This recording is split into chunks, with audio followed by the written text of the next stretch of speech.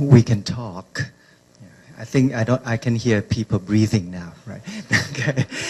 Well, President, our guest speakers, and ladies and gentlemen, and faculty members, and of course the friends and colleagues. My name is Apichat Intaravisit, and I am the host of this afternoon program. And let me bring you into the MBA Case Conference, episode number 1, Entrepreneurship. This MBA Case Conference is co-hosted by the MBA magazine, and of course your principal host is the ABAC Graduate School of Business.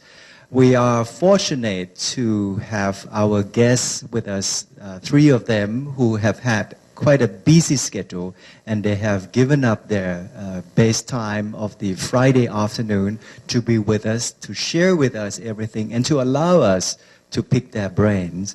And of course, we have here fortunate to have our President, Rector Magnificus, to be with us to start up the program. So with this, I would like to request the honor of the President of Assumption University, Reverend Brother Bancha Sanghiran, Rector Magnificus and President, to say a few words in opening this conference.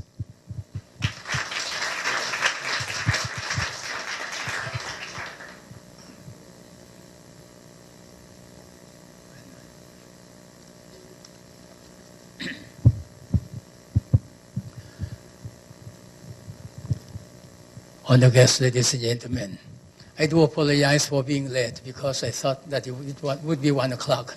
So I'm so sorry for that. So I keep you waiting for this. So first and foremost, I'd like to welcome all of you to the MBA Case Conference, episode number 1, Entrepreneurship. I may take this first opportunity to thank our 3 main speakers. The first one is Mr. Thawon Techakraisi, the Managing Director of the Tea Thai Snack Food Company Limited. I don't know who is the one. Okay, thank you very much. Then we have Mr. Paul Siwalakun, the Group CEO of Commerce. Oh, he's the one there. Okay, thank you very much. And we have Ms. Benchapon Karlunkonsakun, the Founder and Managing Director of Absolute Yoga Group.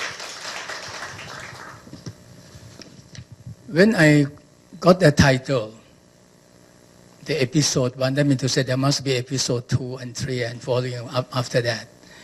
Then I asked myself, why should we talk about entrepreneurship? You see, that is my first question there. Because at Assumption University, we have what we call it a small business. When you finish small business, that means to say you must be able to do a kind of a SME, any kind of business. You see, so I asked myself that question there. So all the program at Assumption University should be management-based. Management-based means to say, once you graduate, you must be potentially become an entrepreneur. Potentially, I said, not every one of you. You see. So I asked myself that question. At the same time, if you look at Assumption University, uniqueness and identity, now everyone on campus should know about it because the honest God even asked them about it. What is Assumption University? Uniqueness and identity. So we put it this way.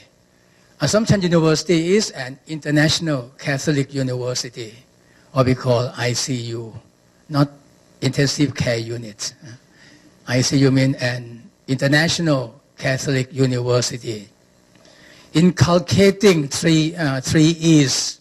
3 E mean ethics, English, and entrepreneurial spirit. So we put it this way. So the Catholic University, International Catholic University with the 3 E's there. So we have also the entrepreneurial spirit there, inside there also. Now you look all over the world here. I give you 2 examples.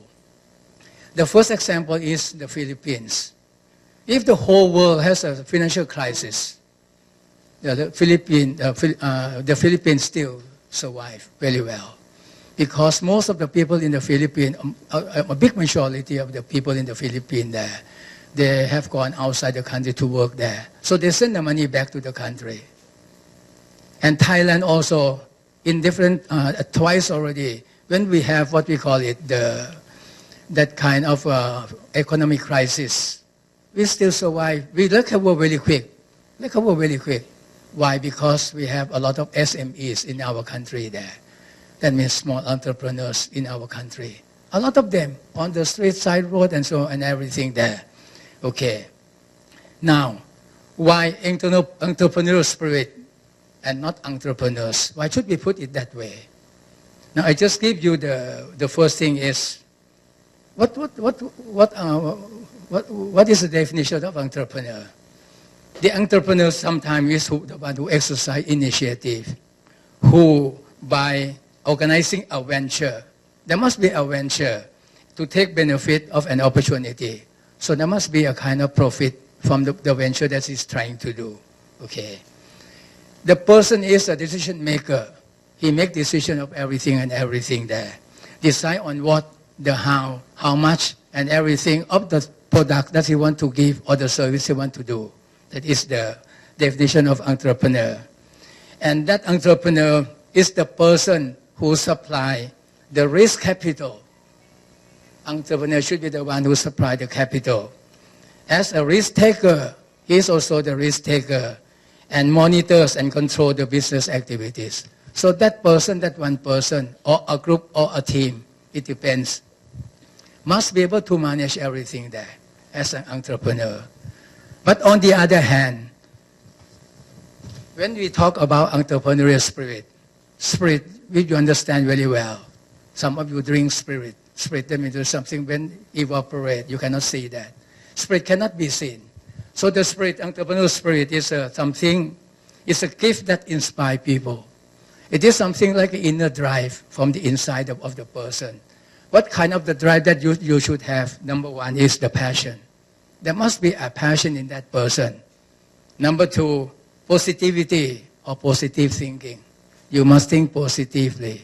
Sometimes something negative come up. You should make use of that as an opportunity. The third thing is adaptability. You should adapt yourself all the time. For example, improve the service, refine and customize the services that you have there. Then we have leadership. Leadership, what I mean here, it doesn't mean that you have to lead other people there, but I just give you the sense of ethics. That is number one. The desire to build integrity. Integrity comes from the word integer. The word integer, they mean to say what you think, what you feel, and what you act should be one and the same. And you must have a team-oriented and a great teacher. You must be able to teach other people in your company there. And the last thing is that person should have is what you call it, the ambition. So this is some of the things, the spirit that the person should have there within the person there. So the entrepreneurial spirit is the entrepreneurial spirit will be inside the person, entrepreneurship there. So our students, we want them to have a kind of entrepreneurial spirit, but not everyone should become entrepreneurs there. So, honored guests, ladies and gentlemen, the last thing that I would like all of you, suppose you want to become entrepreneurs, follow the word of Ralph Waldo Emerson. What did he say? He said like this, do not go where the path may lead. Sometimes you see the way there, so you walk that way. That's no good, because a lot of people walk that way already. But go instead where there is no path, where there is no way at all. When other people, they don't tread, but leave a trail on that. So I wish you enjoyment and listen to our three guest speakers. And I wish you every success. Thank you very much for your attention.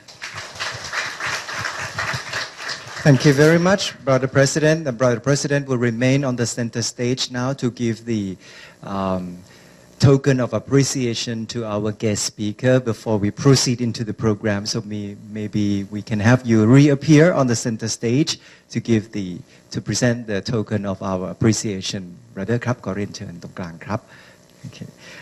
We would like to recognize the contribution of, let's go for the lady first, คุณเบญจพร การุณ กรสกุล ครับ the founder and managing director of Absolute Yoga Group.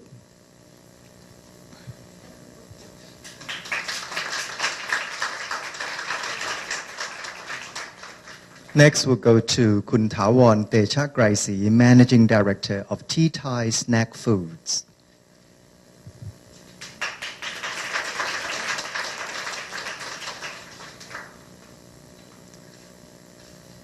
And our third speaker, Kun Paul Siwarakun, Group CEO of A-Commerce, also co-founder and executive chairman of Arden Capital.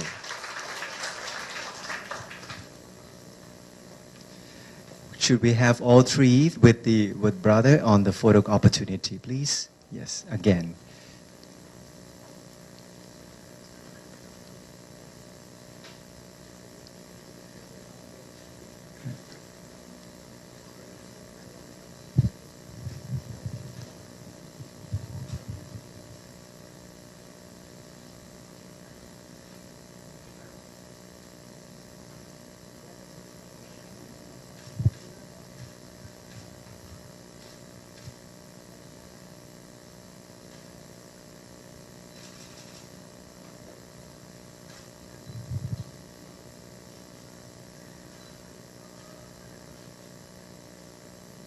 Thank you very much. Thank you. And you may return to your raised area. Now, ladies and gentlemen, as Brother President remarked that never walk on the path that anybody had walked before. All these three executives did not walk on the path anybody walked before.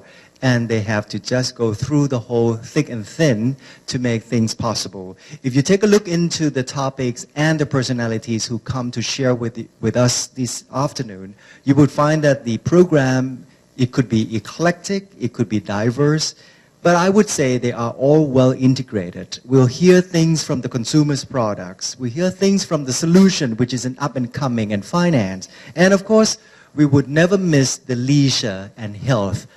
All three could be integrated in a solid and a complete life. The program will proceed as follows. Kun Thawon will be the first speaker, and he will give us about half an hour talk, then followed by Kun Paul, and then that would go for another half an hour. Kun Benjapan will be the final speaker on the first round. The second round will go for 10 minutes each, and at which time you will field in question if you might wish to have one. Ladies and gentlemen, I might like to take this opportunity to introduce Kun Thawon Techakraisi from the very, very small business, real small one. Now the business of Kun Thawon has progressed to one of the very successful business of the consumer's product in town. So ladies and gentlemen, please put our hand to welcome Kun Thawon Techakraisi, Managing Director of Tea Thai Snack Foods Company Limited.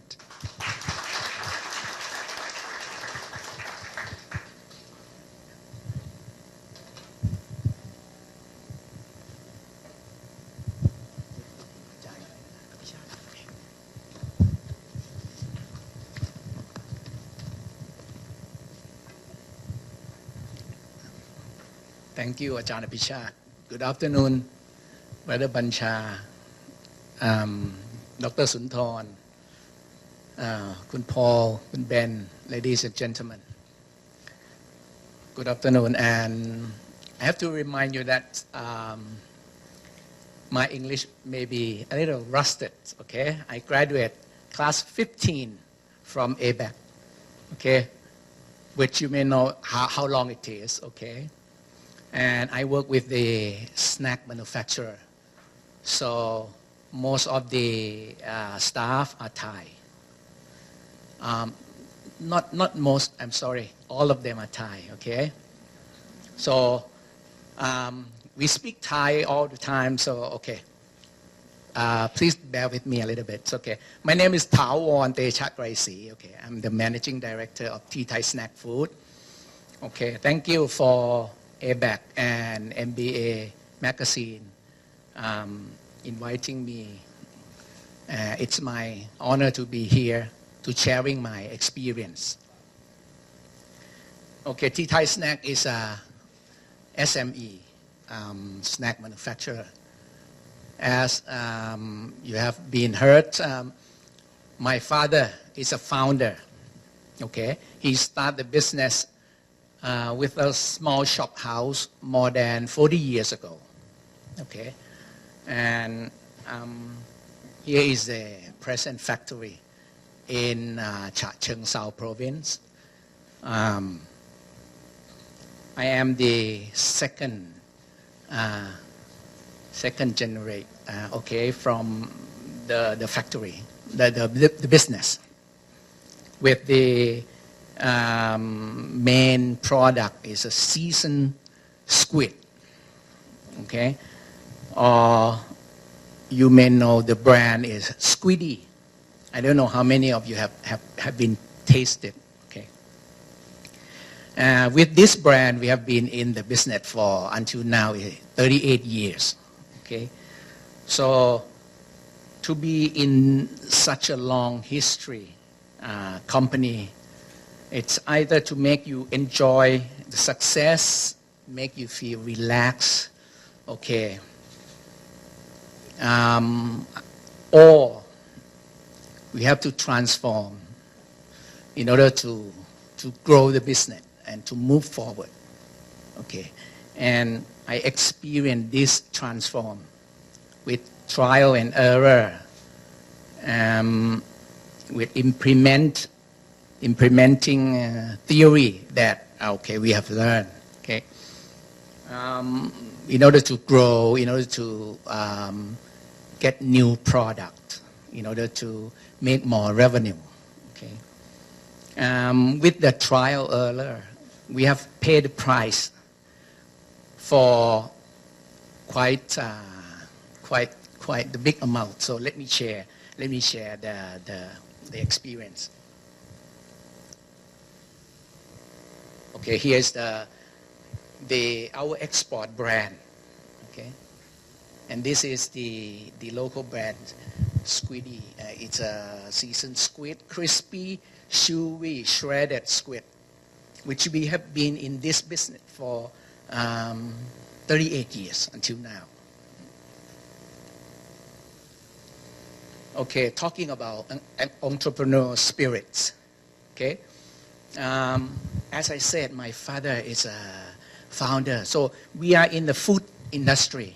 And in Thai, we call that we are in อุตสาหกรรมอาหาร okay? And we also teasing in our industry fellows. That's อุตสาหกรรมอาหาร okay? It's in the other tone is like อุตสาหกรรม I don't know how to translate it in English. อุตสาหกรรม okay? Like, okay, that can imply that you have to rely on yourself, rely solely on yourself.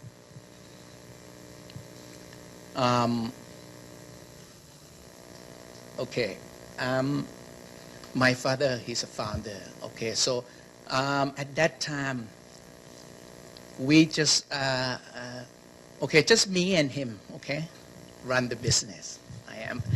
I born there, okay, from the small shop house. So what he used as this entrepreneur spirit is just use his senses, okay, in his period, okay, use his eye, his hand, his heart, okay. I can scope down to be more theory, like, okay. So after I study in ABAC, okay, so I try to make it, okay, from eyes that he experienced, he saw things, okay, we make it the company with a vision, okay, and then we try to make it more like tangible, so we have a business plan, okay, and for his hand on to the business, okay, we come out as a mission and yearly action plan, okay. So with his heart, with his desire, burning desire, okay. So when I step in, okay, we have to make it something that we can, like a milestone that we can step by step moving forward, okay. So we have a KPI, okay. So we can, because we are SME, it's like we have very limited resources, okay. We cannot trial and error for too many times because we have to pay the price, and the price is getting higher and higher. Okay, so after we have that's kind of theory. Okay, we're using 3C, which is simple one. The first, capital. Capital is we still using the conventional, which is shareholder money, and also bank loan. Okay, we have actually I try to do many things, research like a joint venture and JV, something like that, which you may get more information from Kun Paul, okay? But okay, just conventional.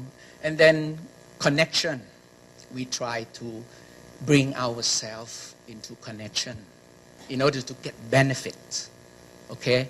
And lastly, the chance, the luck, that's what we need for the last, okay? Okay, with the connection, we try to get benefit from these, what we can gain for, okay?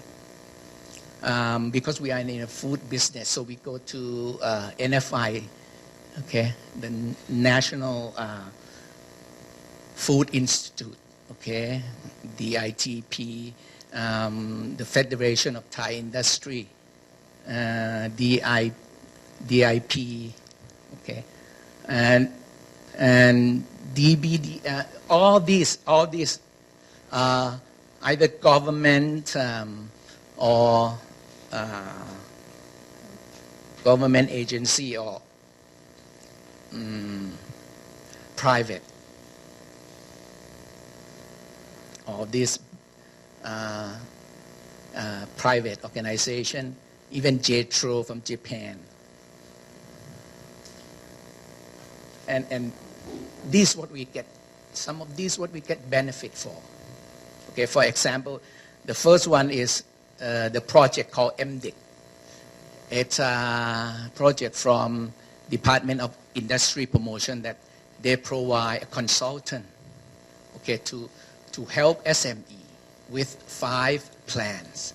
Okay, 5 consultant, which is production, how to cost down, marketing, how to brand, how to make a brand of your product. Okay, financing, accounting, and innovation, for example.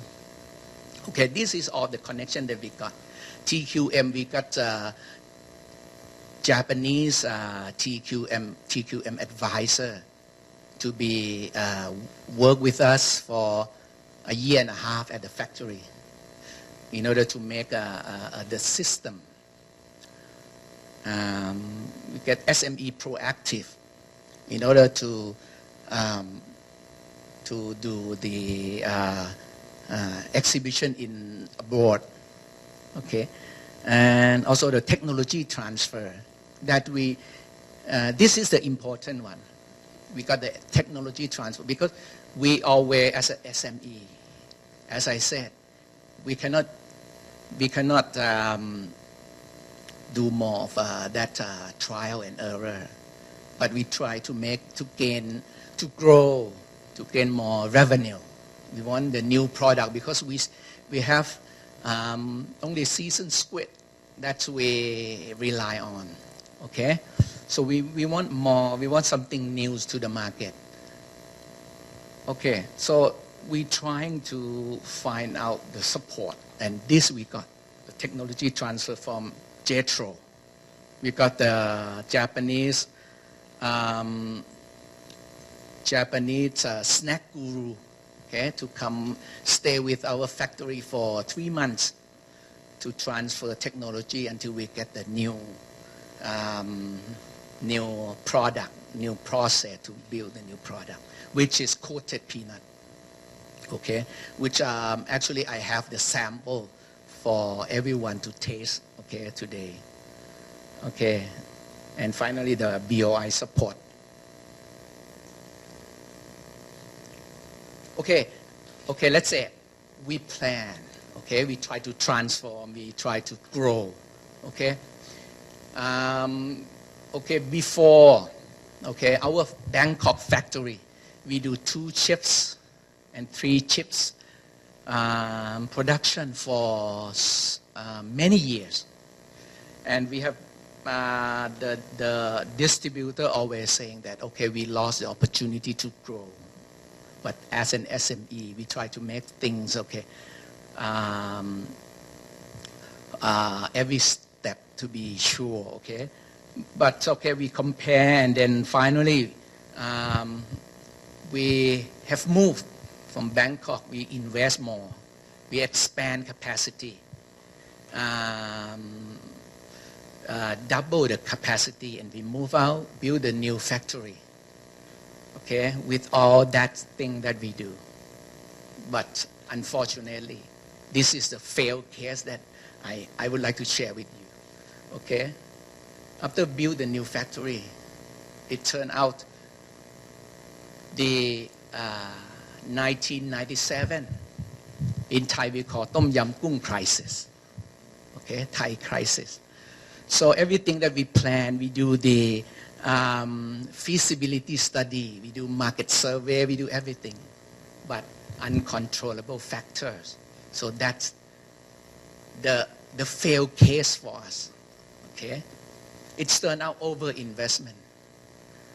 The Bangkok factory that we used to run 3 shifts for the new factory, we finished it 1996. First start 1997, the same time of the crisis. So only 1 shift production, okay, over capacity. And we import some machines from Germany, from Japan. When we sign order, 25 baht per US, it turned, when we need to pay that, it's 50 baht. 50 baht. Okay, so that's the failed case. That's the suffer.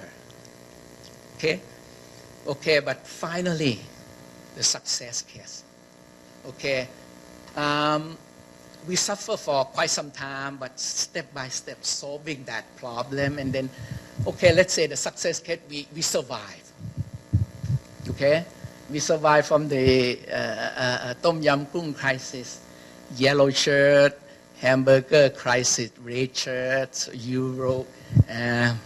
Eurozone crisis. And finally, we can have the new product launch. Okay. So that's the transform of our business. Okay, but let's see how can we transform. Okay, how can we survive from that? Okay, okay. Let's say we have been in the squid business for a very long time. For what is the strength? Okay, this is from our market survey. We have awesome taste. Okay, top of mind, squid snack, which is Squiddy brand. Okay, we cover all modern trade market. And this is the important one. We acquire new product know-how. As I share with you from Jetro. Okay? We always looking for new product, but how come? How to get the new product?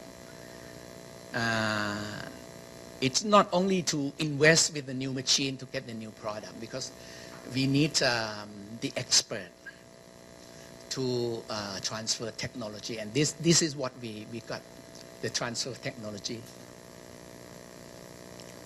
Okay, let's look at the weakness. Okay, we are the most expensive snack on shelf for this seasoned squid. Okay, we lack of, that means we lack of totally lack of the traditional trade market. Oh, sorry.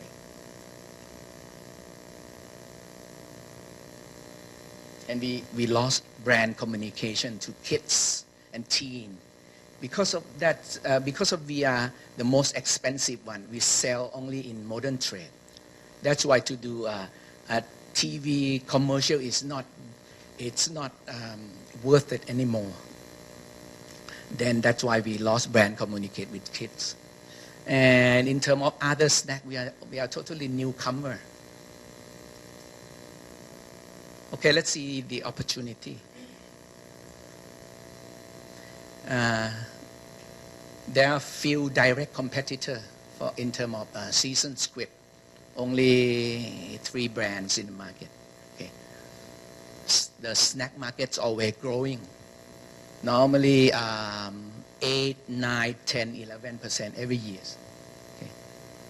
And the high-end market is willing to pay higher price. And this is also the important one for us. Okay. For threat, okay, healthy trend is it's a trend for today's market. Okay. For our seasoned squid, people always thinking of total fat, cholesterol. So that makes people consume less, okay? Because the core target of our snack, the seasoned squid, is the first jobber until 35 years of age. That's the core target. And the core target concern of their health and consume more. So this is why we are looking for the new product. And they also, the snack is a emotional product. People didn't intend to go shopping for snack. They just go there for shop for others and then grab some snack. So it's a many substitute snack in the market. So with this one, okay, when we capture our strength with the opportunity, okay, we got technology transfer. We know that, okay, the high-end market, they like to pay higher price. And then we got the new product, which is coated peanut, that we, from our connection, that we trying to find the technology transfer. So we get the new product that we launch. But also to do branding is very expensive. So the new product we do start with OEM. We do house brand. This is, we do house brand, all the house brand for other factory. Nut and Co. Okay, this is the local one. And remember the lassie, the chance, the luck, that is the last one that we're looking for. Okay, finally, we got the Swiss, the biggest, okay, let's say, the biggest supermarket in Switzerland called Coops or Co-op. Okay, they are looking for the coated peanut that they already have the market. They already have the factory, but the factory cannot serve their needs, because what their needs is all, the product needs to be all natural. Okay, and we do OEM for many factory, and we do trial and error already. So we are ready. Okay, when they come, we can serve them everything. Okay, so 2 years ago we have started the business with co-ops. Okay, and quite a big number. It's they have first start with 3.5 million US a year for this, only their brand, the snack that for their brand.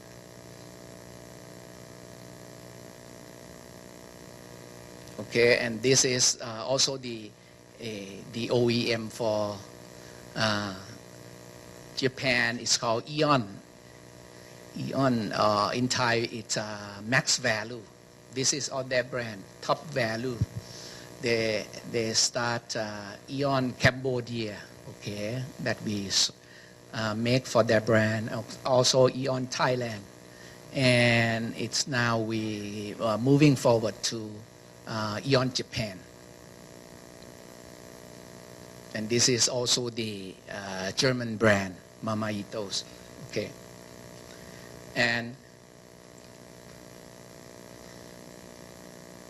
the Micro is also the Swiss brand.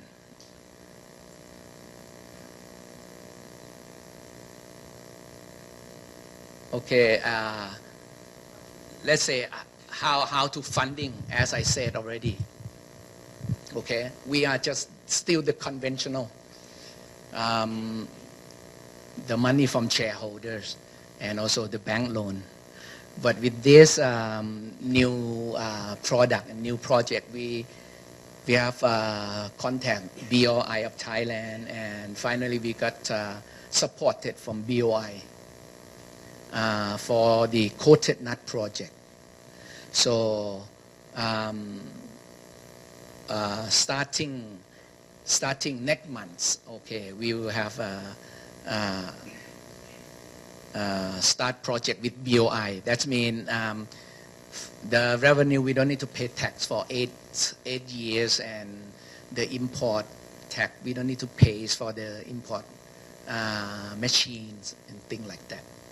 Okay, and so this is, okay, I can say that this is the first sharing experience, how can from small shop house until now at the moment that we can export to European with all this experience that we have done. Okay, and I have to say that because I'm the second generation,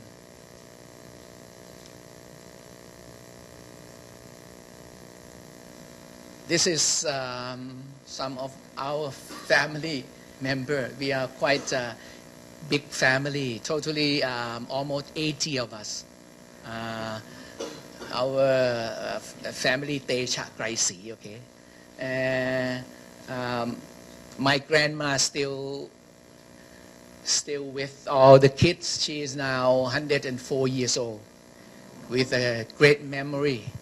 Okay, she's one of the shareholders as well. Okay, and when she met me, she always asking, okay, do you pay bonus this year or not? Something like that. Okay, but along this year, I have been in the since small shop house until it's getting bigger and bigger. So it needs quite courage and อดทนนี่อะไรนะฮะ Okay, patience.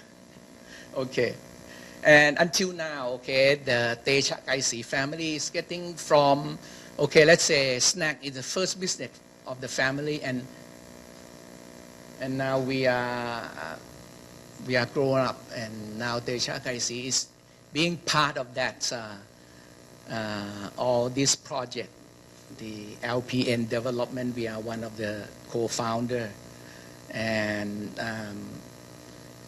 the TKT is a plastic injection molding for automobile, and PACE is doing now the Mahanakon project, which will be the tallest building in Bangkok, and also Dean and Duluca. Okay, let me finish the first sharing experience with this point, and I will come back and for the second part. Thank you.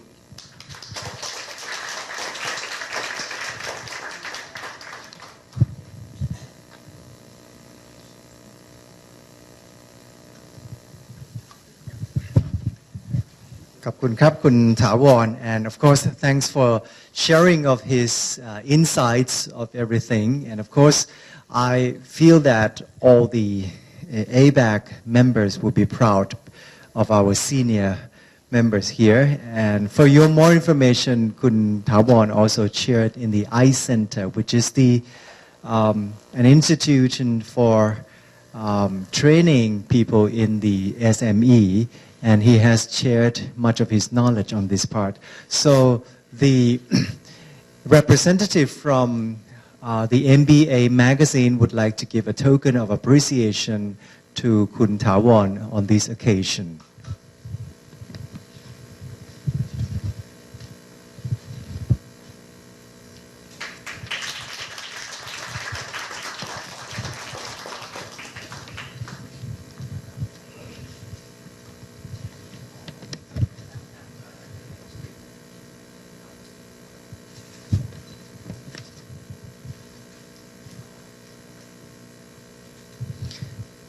Thank you very much. Julie Kuntawan will return on the second round for our question and answer session. Next, I'd like to introduce to you the co-founder and executive chairman of Ardent Capital. He is also the group CEO of A-Commerce.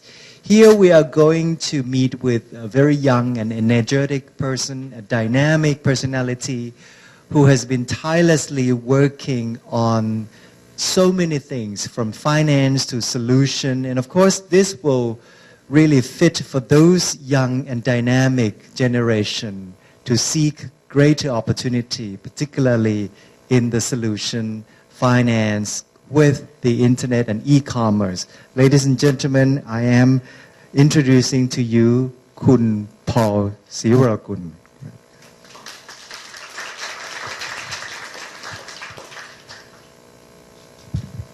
Thank you, everybody.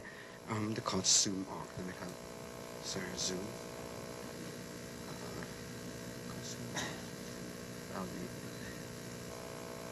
Sorry.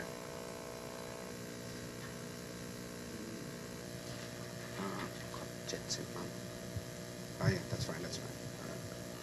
Yeah. Sorry. Probably should have been PowerPoint. That was a very fascinating story. And just when he was explaining basically the challenges that companies go through, right? You have to go through some failures to actually, to find some of the successes. And I think that the secret of being an entrepreneur is perseverance, right? So you're always going to hit a brick wall, and you have to start to think about every wall I hit, how do I keep going next, right? So I can tell you, what you see here are kind of like the successes of what was, like for what was achieved in the last, 6-7 years. But I can also tell you how I started, right? So I started, I came from the U.S., came here, I was working at Ask Jeeves, Ask.com, came to Thailand, had roughly $2,000 in a credit card. And what I decided was that, we wanted to build something doing web design, right? So I didn't know how to do web design. So I spent about 4 months buying books and teaching myself how to do web design and flash design, so I can really understand, how, if you can't create it, if you don't know it yourself, like how do you expect to build anything, right? So for me, I kind of still applied that methodology and that mentality, which is, even when we start any company, I'm the first guy that goes out and does the sales. So I do what we call customer development. For example, before we built in Sogo, I would go down Siloam Road and knock on every merchant door, spa, I remember electronics. I was like, hey, we're, in Sogo, it's a business, you can come online, we'll sell vouchers. And everyone's like, oh, whatever, blah, blah, blah, leave. I go to the next one. But as I started to do a lot of the sales, I started to learn basically what the issues were, what the problem was. And it wasn't just the merchants. I also talked to a lot of consumers as well. And, when you start anything, you have to know it from the beginning, right? And you can't just assume like, oh, I'll just hire a marketing person. I'll just hire a tech person. You have to understand roughly what that is. But obviously times have changed, and how to build startups now is very different. It's very fast-paced. And apologies, but I will be talking very fast because I want to also kind of highlight from you guys, what all the experience that I've been through, right? Sorry.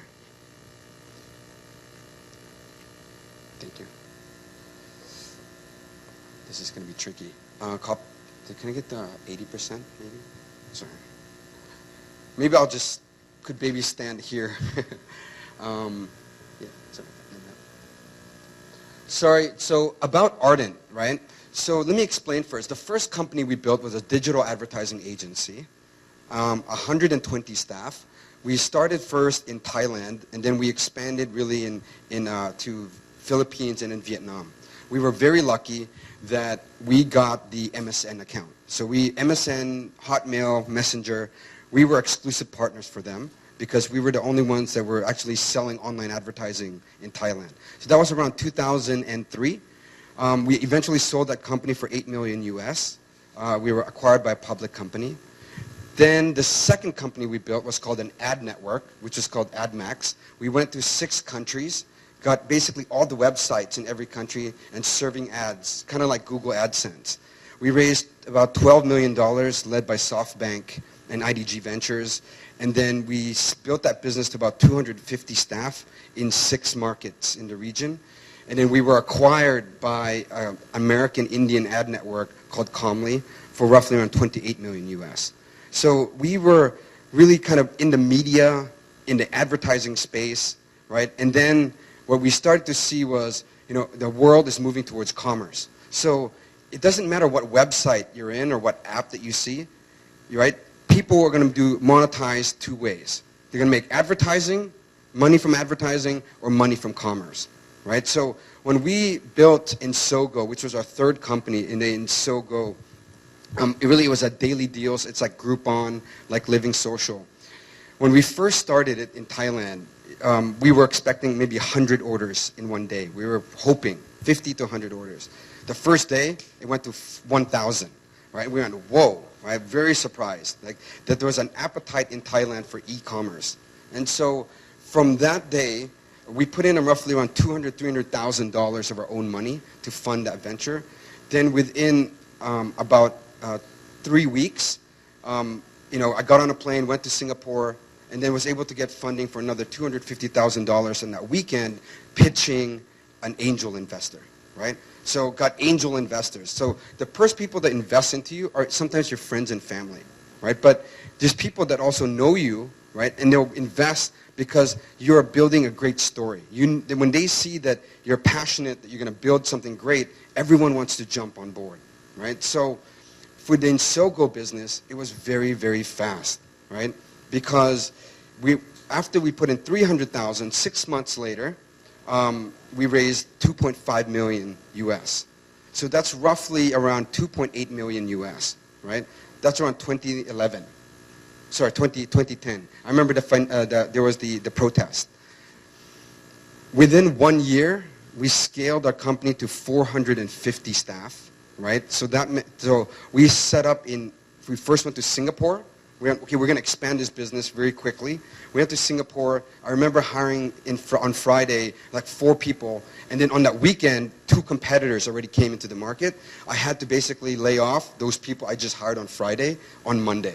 Jumped on a plane and said, I'm going to go now into Indonesia and going into Philippines, right? So that's how we were building and scaling. We didn't want to go into a market that was super competitive. We wanted to go into a market that we knew we could scale the Insogo model and the Insogo business, right? So with the 2.5 million, we scaled so fast, right? For 1 year, 450 staff.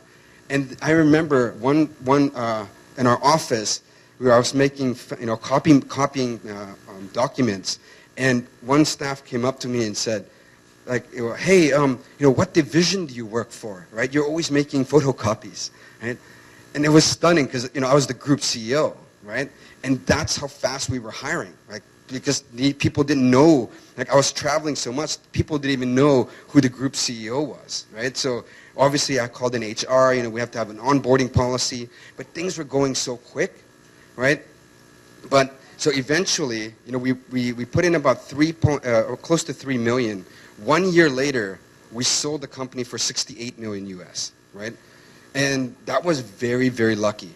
Why? Because 2 months before the whole market went down, our investors, our advisors, right, were telling us, you got to sell, right? We're like, how do you sell the company when we're on the top, right? We're generating, I remember 100 million baht a month in revenues, and we're like, wow, this is going to be Amazon, the next big thing, right? But the people going, hey, this is going to be, a very trendy business. We see it happening in the US, and so we were very lucky to sell that business.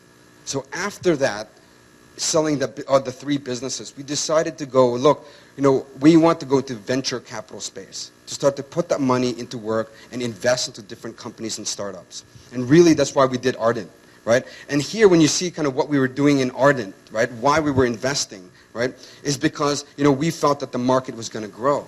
But what we started to see was there was not that many entrepreneurs in these markets, not only in Thailand, but even in Southeast Asia. We are not the only investor out here. There are many investors now. And I'll show you more. Can you get the next slide?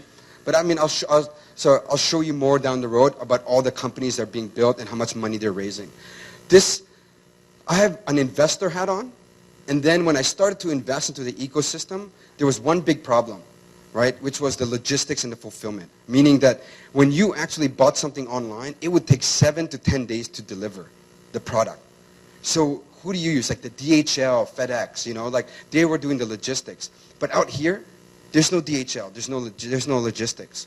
So we realized that if we were going to build e-commerce in Southeast Asia, we would have to fix the logistics problem. If we fix the logistics problem, you know, we would solve a lot of issues. Can you go next? So, yeah, so just a previous slide, so just to give you up on the previous slide, you also need to hire really good people. We hired people from Amazon, we had people from Walmart, we had people from Rocket Internet, we had people from Oracle. So if you want to build a really big organization or to compete against the big guys, you have to step it up another level. And every one of the companies that we built, we learned a lot from each one, right? Even now, I'm tired. Right? I'm tired, right? Because you're just going, whoa, like, you know, just the market's getting bigger and badder. But I just look at all the competitors. I don't look at Thailand as a competitor. I look at, you know, Amazon's going to come in, Alibaba's going to come in, eBay is going to come in, all these companies are going to come in. And so that really drives me, at least, to start to build companies. So these are our current clients today. We do about 2,500, 3,000 orders per day in our fulfillment center. Next. So so we set this up in June of last year, so about 1 year, and we have roughly around almost 260 plus staff. So set up a warehouse in Thailand, in Singapore, Philippines, and Indonesia. Again, a lot of traveling, very tiring, but you need to do that, right? And if you're not the guy going into the market, how can you hire an MD or a CEO to actually follow you if you are not the guy that's actually there to build it with them, right? So very, very important that if you're going to build any regional businesses, a lot of startups that we invest into, I ask them, how often do you visit Indonesia? They're like, about once every 2 months. Like, you're going to fail. If you're going to commit, you have to go there more often, right? Next. So A-Commerce, our company here, in June we raised about 10.7 million, right? So led by Sumitomo, NTT Docomo, so a lot of the big Japanese firms as well. So this is our warehouse in Thailand, storage facilities, our office space. Next. So this is to show you physical, right? This is our fulfillment center in Indonesia. We've actually scaled to a second, but what this shows you is e-commerce is growing. Right? And so if we are going to be helping fix the fulfillment and the logistics, we actually have delivery also, delivery fleet, that the companies we invest into, we can actually help. We can actually say, hey, if you're going to start to sell babies, diapers online, or you're going to start to sell fashion and clothes, we can help you with logistics. So we won't only put in money, we actually put in also operations and help. And we can also help them raise funding as well. Next. So this is Philippines. Next. Sorry. Thank you. This is Singapore. Singapore, I'll be honest, Singapore, we're shutting down, we're shutting down our local operations, right, but keeping it as a sales and marketing office because very competitive, only 5 million people, but we're competing against SingPost, Takubin, DHL, all the big guys, and they're undercutting everyone in the market. So again, we slice Singapore and then now focusing on the other markets. But in Singapore, we still have sales and marketing because the regional brands go to Singapore first. Like L'Oreal, like all these companies, they go, oh, I want to expand into Indonesia, I want to go into Thailand. So we get them in the regional level, which is what we call top-down sales strategy, and then bottom-up, which is we actually go to the L'Oreal group guys here and also pitch them as well. So we make sure we get that account from both from top and bottom. Next. So really the Thailand market, you can see, right, why is internet going to explode? Very simple, hand phones, right, mobile phones, internet users, Facebook users, Line users. So for example, when Line came into Thailand in December, they came to us and said, hey, we need e-commerce, we need to do e-commerce, right? So we want to try something out. So then we had our client L'Oreal, we basically put a product online, right? And the first, imagine, you have 5.5 million Thais like hitting your site in like 1 minute, right? And that's just the numbers. Like, there's not enough companies that are building to support this type of growth. And that's the challenge, right? There's not enough entrepreneurs. And the things that they're trying to build are very, they're not thinking at another level. And my biggest fear is that more companies, not local Thai companies, Singaporean companies, Indonesian companies, even Chinese and Japanese, they're all coming into the market, right? So the opportunity, I would say, is about 2 to 3 years to be able to really build solid businesses in the e-commerce space. If you look at the US, you look at the IPO market, right? Some of the top maybe 20 companies on the stock exchange, mostly tech, right? And there's a reason, right? It's because tech is very scalable. Next. So when you look at the market size and opportunity, so the GDP growth in Thailand, the middle class, right, is growing. The smartphone penetration is just skyrocketing, the growth. I'll show you more numbers later. Increasing credit card, social media, and also AEC 2015, which means a lot of companies that are now coming into the region, they're going to set up in Thailand first because they know that once they manufacture in Thailand, tax tariffs and etc. are going to be dropped, right, if they manufacture in Thailand and then expand global, regionally, right? So basically a lot of opportunity, right, in our markets. And now we're starting to see a lot of companies and people, now the resumes that we're getting, I mean, they're crazy. Like, you wouldn't imagine, that's CFO for, big soft drink manufacturer, right? Like, you're like, whoa, right? These guys really want to come into tech. Next. So a lot of people go, oh, Thailand, the coup, the protests, right? Yes, you can look at that, right? You can look at all the coups all the way to 2013.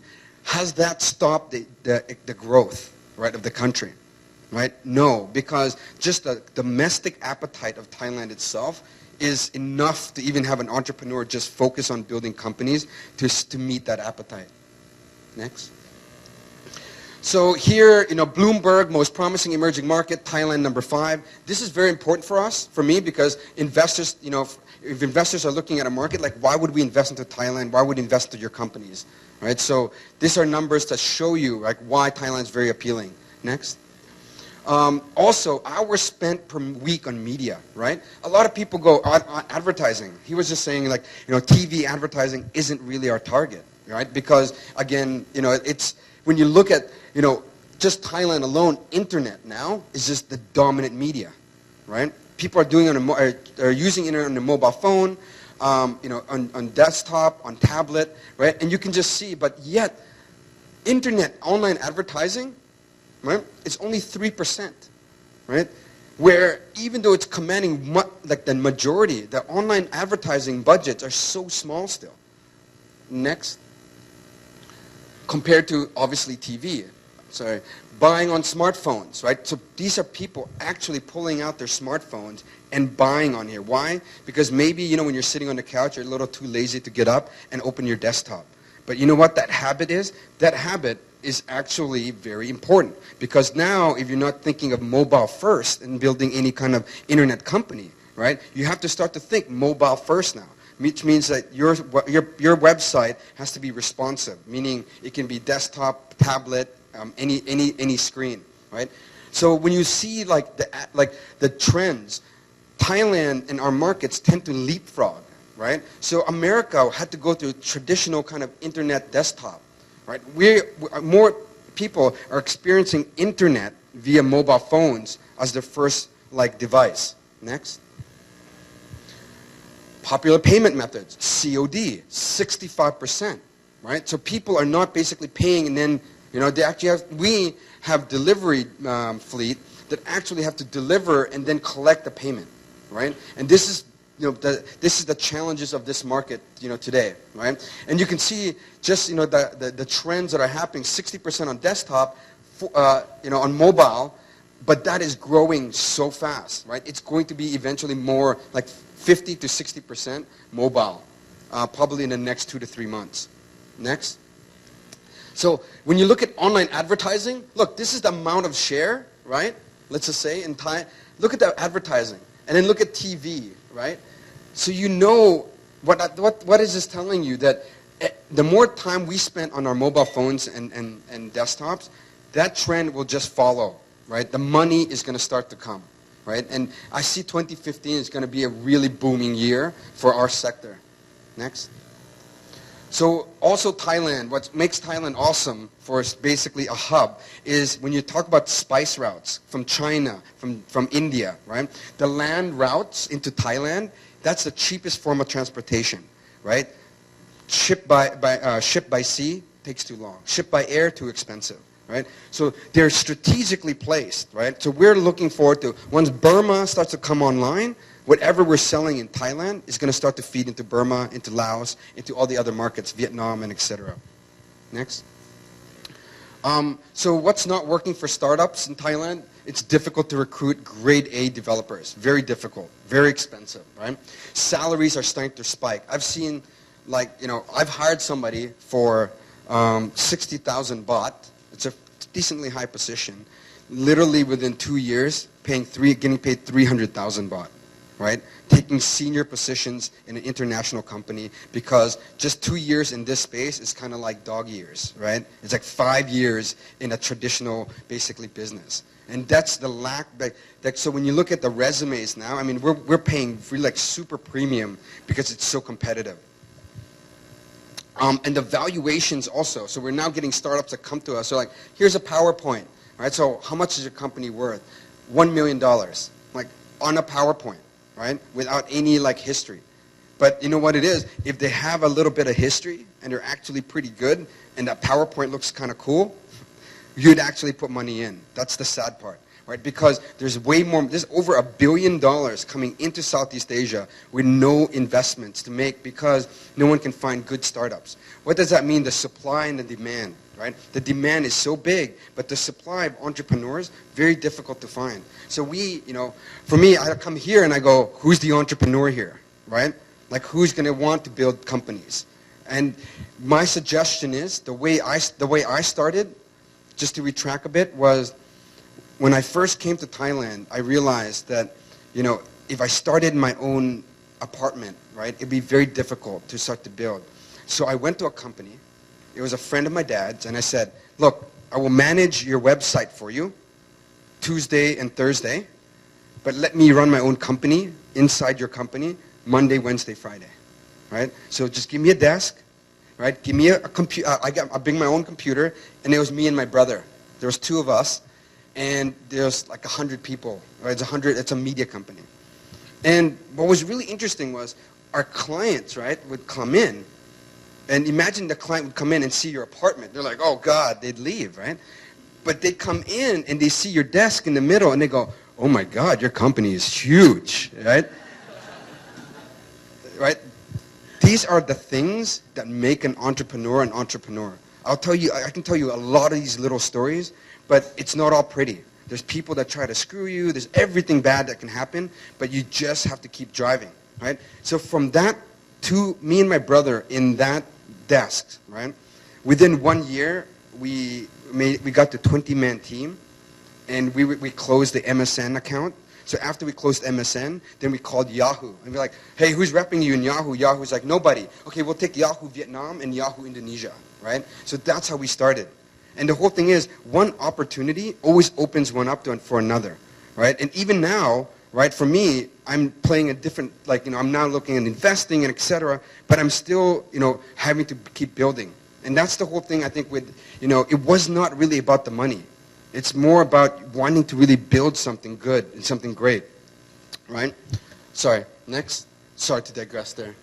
So here, what I want to show you is, I was also part of the Facebook conference. They're trying to get all the SMEs to use Facebook, right?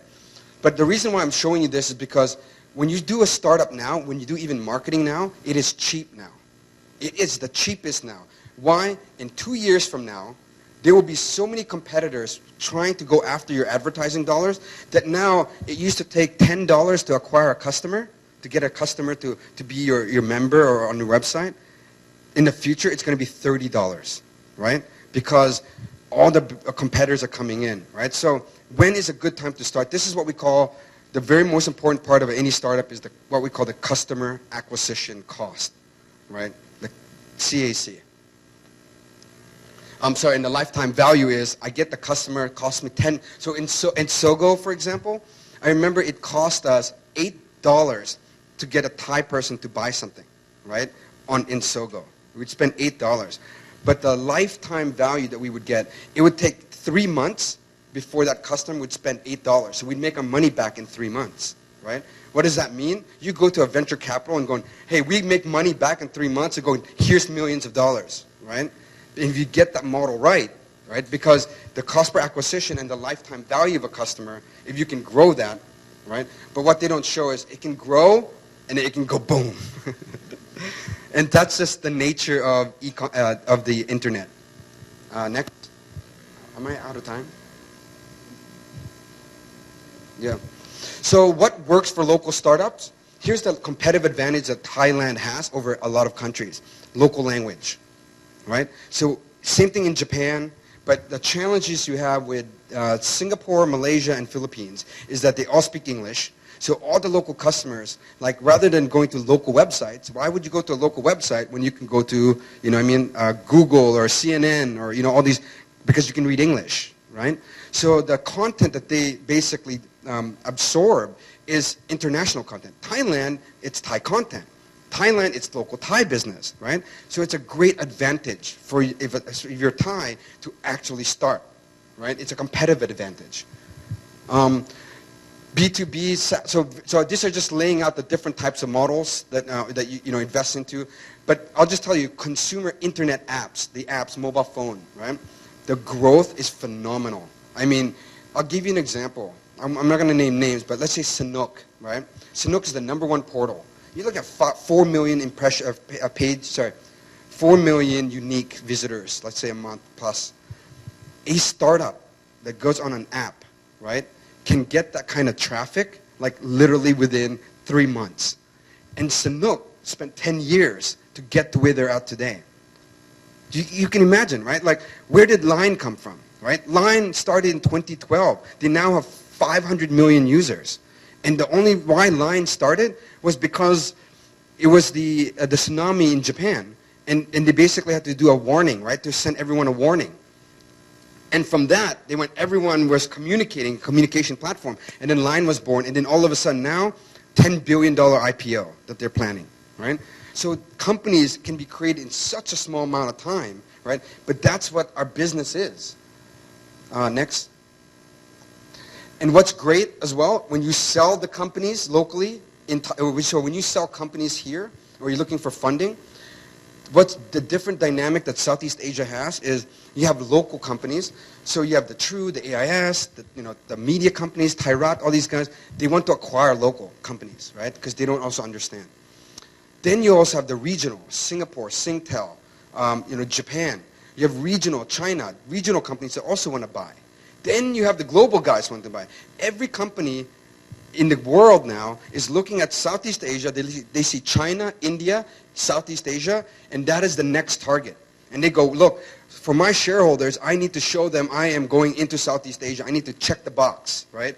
And because of that, if they're going to go in and they try to hire people, no chance. Did they go in? And that's the idea of going in. It's about acquisitions. So you get to actually build a company. And when we were selling our company, we would have been happy with 30 million. I mean, we'd have been super happy 1 year, 30 million, right? But because there was 5 bidders, they were bidding. We had 30, 35, 40, 45. 50, because there's not that many locally. And that's what makes Thailand in this region very, very exciting. So here, just showing you where you want local fashion marketplace. Next. As well as Pomelo. As you guys all know Okbi as well, raises money from Transcosmos. Wong Nai is restaurants, 500K. Computerlogy raises 1 million. So there's actually, a lot of money next, a lot of money being funded. This one is a hotel Quickly app, right? This is an app. This is one of our companies, which I also run, which is A-commerce. So we raised 10.7 million next. So what works for international startups, so there's startups that come in, right, is that it's low living costs, right? So it's a great place to start a company for a lot of international companies now. Low living costs, obviously quality of life is good. Geographically, it's a great hub, and also cheap labor, right? Cheap labor compared to outside. I mean, Singapore, man, it's outrageous, right? So in Singapore, you hire one person. In Thailand, you can hire like 10, right? Or sorry, five. Yeah. Next. So I mean, these are international guys setting up in Thailand, and they obviously also sell the company, but may get funding. Next. So these are all the exits that happened in Thailand. So Sanook sold for 10.7. This was our agency business. We sold for 8. This is Calmly. We sold for 28. Living Social, we sold for 69. Tarat.com, Priceline. Agoda was actually a Thai company. I don't know if you know that, but they sold for 150 million. Mono Group, which is MThai, right? MThai.com. So their IPO, and that's pretty big. That's awesome. It's huge, right? But they also do mobile, and they do also a lot of different businesses. So this is currently like the activity that's happening, which is to encourage people like there is money in the market and there are exits in the market. Next. So all these companies so these are all the investors here that you see, and this is all the companies that are being invested into, right? So this happened only within the last year, right? So the activity is definitely there. Next. And so this is the opportunity map. So whether in music, gaming, dating, ticketing, events. So as a VC firm, we actually start to map out as in terms of an investment strategy, right? In our portfolio, we manage which are the real opportunities and which are the ones you don't want to go into. Like you don't want to go into Line and WeChat, right? Like no, you don't want to go into communication. But whatever is local, I highly recommend, right? Require local language, local sourcing. You need to build a local team. I also say that it's not all about technology. If a lot of people think that they're going to build just technology, be careful because a Russian dude can come in, do the same technology, just switch the language into Thai, and then you're basically gone, right? So people that were building like, oh, we're going to build Facebook of Thailand. You're like, what happens when Facebook comes in and turn on Thai? You're dead, right? So you got to think about what your competitive advantage is in Thailand that these guys cannot build. And if you look at all the past companies we built, 250 staff, 450 staff, right? We required a lot of sales people, a lot of marketing people. So when companies came in, they were like, I'm not going to build 450 staff in 1 year. I'm going to have to acquire, right? So that's really kind of our model. I think that's basically it. So I'll save the questions for the next 20 minutes. Thank you.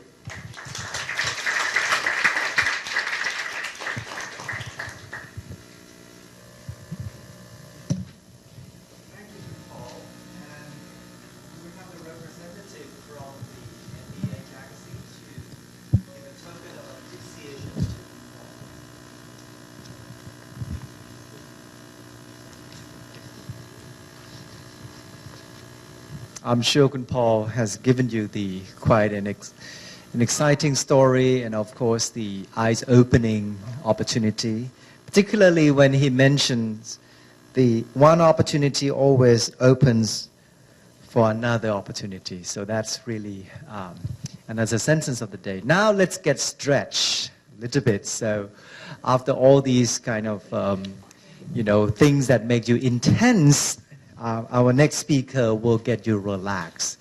Our next speaker has integrated all kinds of the value of leisure, health, wellness, and everything all together.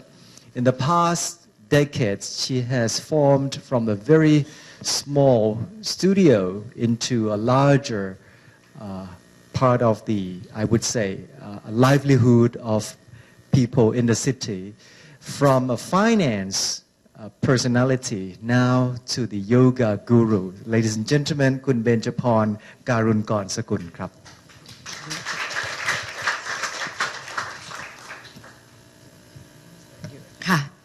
Okay. So, Sawasdee everyone. I think we, as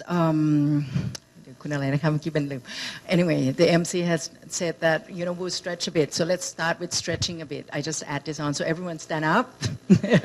We'll stretch. I'm sure we sit for like an hour. Plus, we must be tired. So it's good to stretch. So stand up. And then people like to think that yoga pose has to be difficult because most of the yoga pose you see in the advertisement, it's always put your legs up here, which I can't do that either. But it's actually it can be a very simple pose. You know, even just a breathing, just a deep breathing. But today we just do very, very simple, you know, we call this half moon stretch. So anybody can do it at home, but it's a very good stretch. So, all right, so we stand with the feet together. Yes, hands straight, and you try to distribute your weight easily. And then inhale, keep your nose together, so your arms up. Yes, and then interlace your finger and stretch, like trying to touch your, fingers to the ceiling. So bring your arms next to your ears, squeeze your palms together. That's only a good stretch of your shoulder blade and all that, yeah? And you inhale and stretch out, and exhale, and you bend your body to the left side. So, yes. And then hold that for 30 minutes. That's my speech, So you hold that for, usually we do that for 1 minute. So, yeah, make sure you squeeze your palms together, elbows next to your ears, push your hips forward, and keep breathing. Don't hold your breath, because you are holding your breath now. Okay, good. Now 3 more seconds. Count it very slow. So you should feel stretch on your left side. Okay, now come back. And inhale, do the same the other side. Yeah, usually we hold this for 1 minute. You know, basically yoga is a stretch. It's just a really intense stretch, because nowadays we really stretch, but when you stretch for 2 seconds, it's really not getting much. So breathe, keep breathing, squeeze your palms together, make sure your elbows are straight next to your ears, push your hips forward. Very good. You should feel really, really stretching on the other side of your body. There are 5 more seconds. Now we go down a little bit deeper, go down a little bit deeper, not coming up yet. Then come back. Yeah, good. Now, a little bit of back bend, which is very important because we hardly do this back bending. So feet together, stay your arms up, inhale, stretch up, touch the ceiling if you can. Then push your hips forward, engage your thighs, and then look back. Trying to look at the back wall. Trying to look back. Bend your body back, not like that. Okay, look to the ceiling and trying to look at the back. Good. So you should feel really open to the front of your body. Yeah, so stay there for a little bit, few more seconds. So go back and look back like you're trying to touch the back wall. Change and then come back. Now last one is inhale, stretch up, come back. Straight, inhale, stretch up, exhale. With your back straight and your legs straight, try and then bend your body forward as far as you can. So now you're stretching your legs, stretching your back, and come down. Good. Down as far as you can. So bend your body down as well like this. You bend your body down. Your arms still next to your ears. It's not difficult to do, but I'll show you. Like that. Good. Now everyone can sit down. Thank you. All right, next then we'll change it with a little bit of video of me. So which we just did, but kind of 90 sensitive, but we use it in the so a little bit of that. So the video of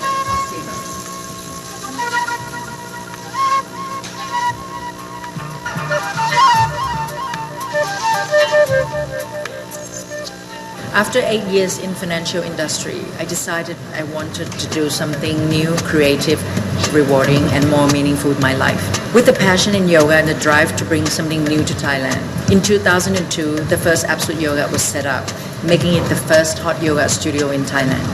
Together with a team of experienced yoga instructors, we have successfully developed our own hot yoga teaching sequence, the Absolute Hot Yoga series. Following the success of first Absolute Yoga studios, we have expanded to 8 yoga studios throughout Bangkok, with 1 international studios in Amsterdam and another franchise studio in the southern part of Thailand. Over the past 13 years, we have also successfully launched our own Absolute Hot Yoga teacher training course and have certified more than 1,000 graduates throughout the world. With an aim to provide a 360-degree solution to perfect health, which includes body and mind. Absolute Yoga Group has chosen the Pilates Reformer exercise system to further complement the yoga practice.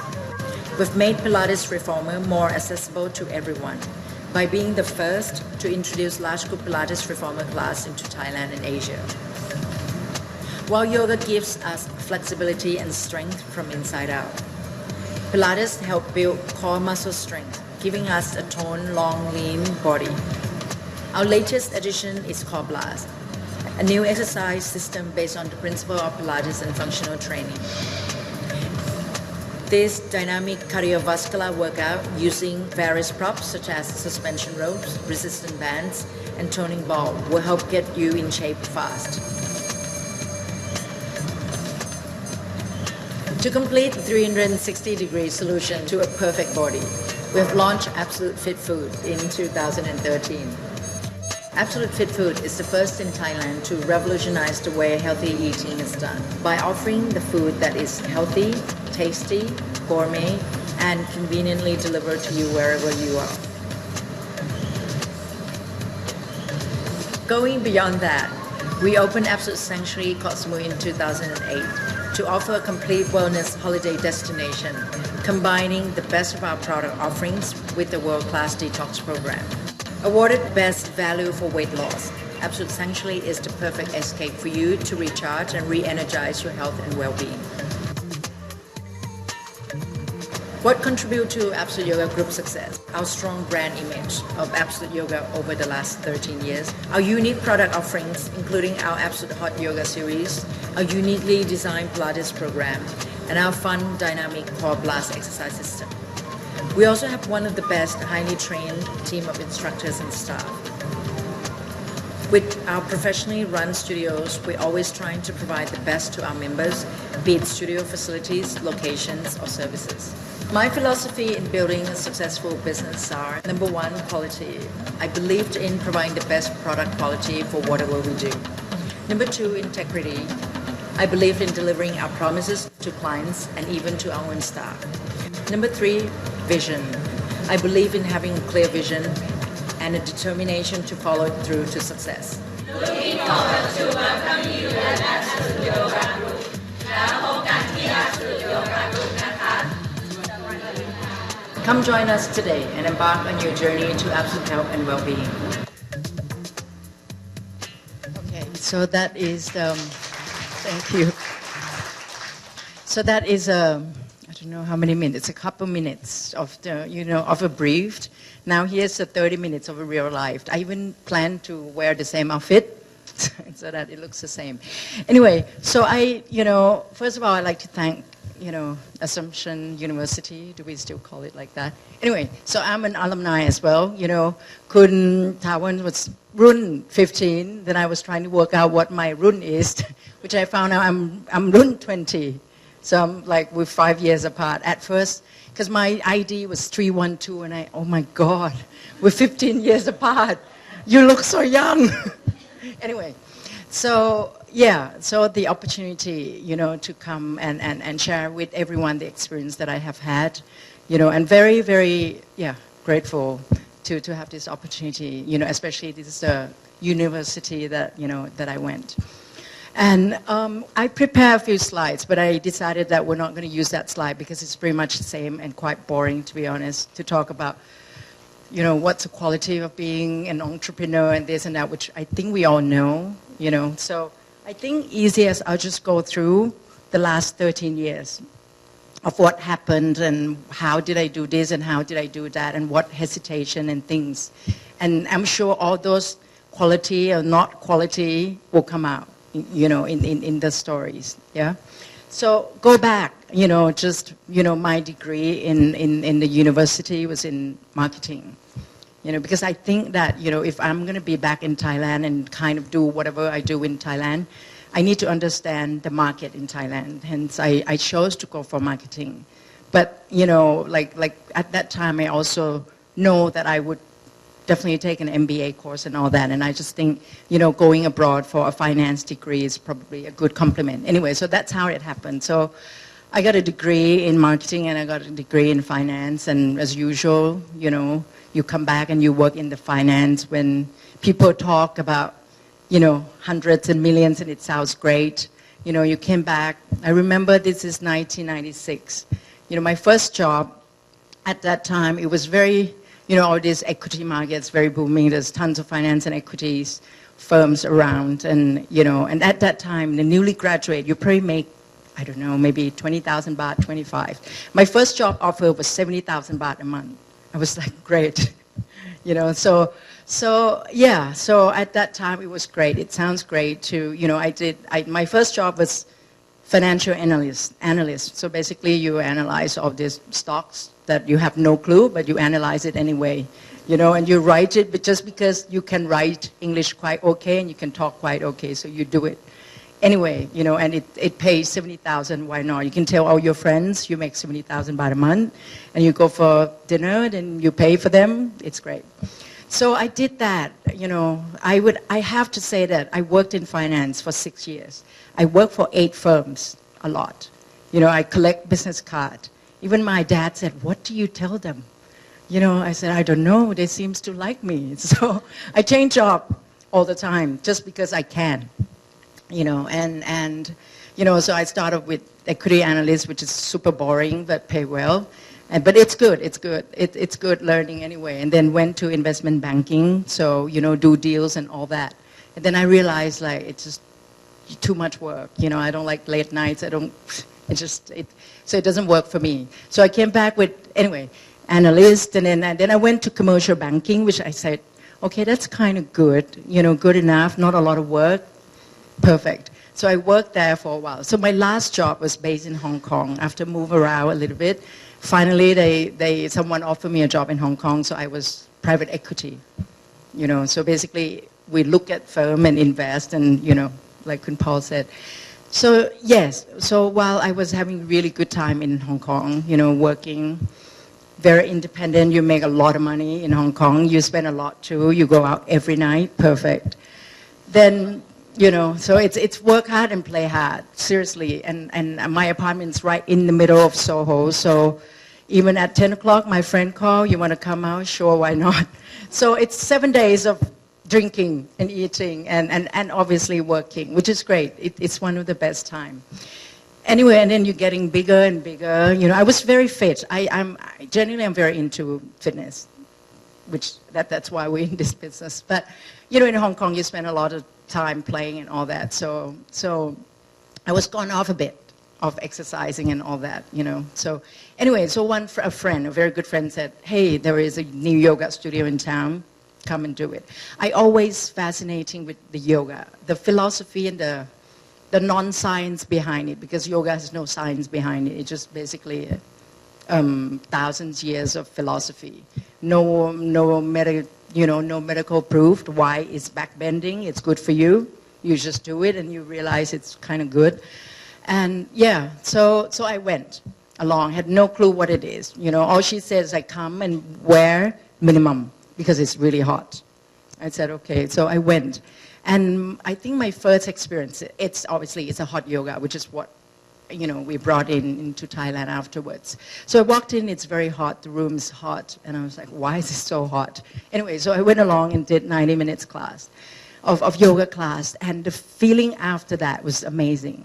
I've done all kinds of sports, swimming, training, blah, blah, blah, but I've never sweat this much in my life, and it was great. The feeling was great. Anyway, so I did 5 classes within 2 weeks, because it's a special deals or something. Then I think, okay, this is kind of good. I like this. I think I like to open this in Thailand. And that's it. And then I thought, okay, this is kind of good. What do I do next? Then I went home, and then I searched on the website, and then I found, obviously, it's Bikram yoga. I don't know how familiar we are, but basically when you talk about hot yoga, it's Mr. Bikram, Indian guy who started this, in the US, maybe 20 years ago. So I Google, I get the telephone number, then I call. So I said, can I speak with Mr. Bikram? And he's like, and who's this? I'm like, someone. So anyway, I explained a little bit here and there. He happened to be in the office, which I realized later on that he wasn't there that often. So it was, I don't know, luck or not lucky. So he talked to me. And then I said, I want to bring a franchise into Thailand. And he's like, no, we're not selling franchise. And then so we went on and on. But I said, but his business model, I have to, tell a bit. For Mr. Bikram, he trained teachers And he make a lot of money out of training teachers. He's not really doing a franchise, but his business model was excellent. He, basically just trained teacher and charge you in total like about 8,000 US, for you to go and train.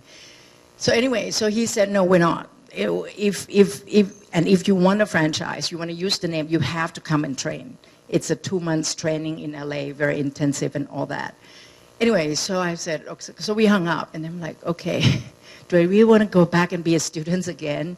Not really. My intention at that time was mostly business. I like it enough to practice, but I never wanted to be a teacher. Anyway, so another week goes by. So, anyway, and talk to my sister who's based in Bangkok. Like, I have this idea we should open a yoga studio. And she goes like, what?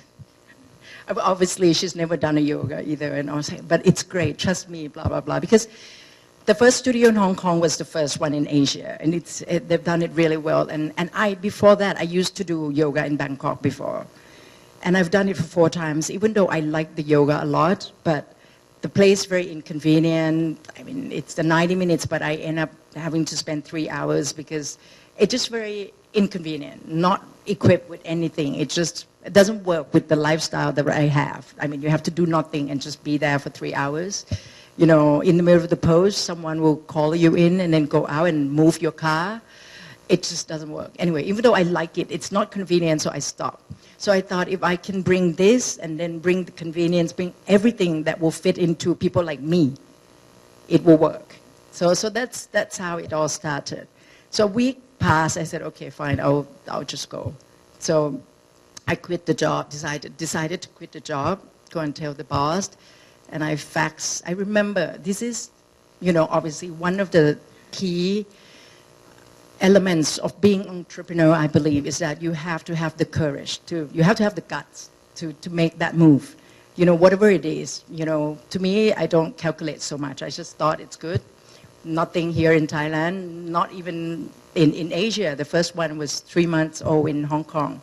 So I thought, yeah, it can be good. I haven't even done financial analysis yet, but never mind. I've done a lot of companies. It didn't work anyway, so why bother?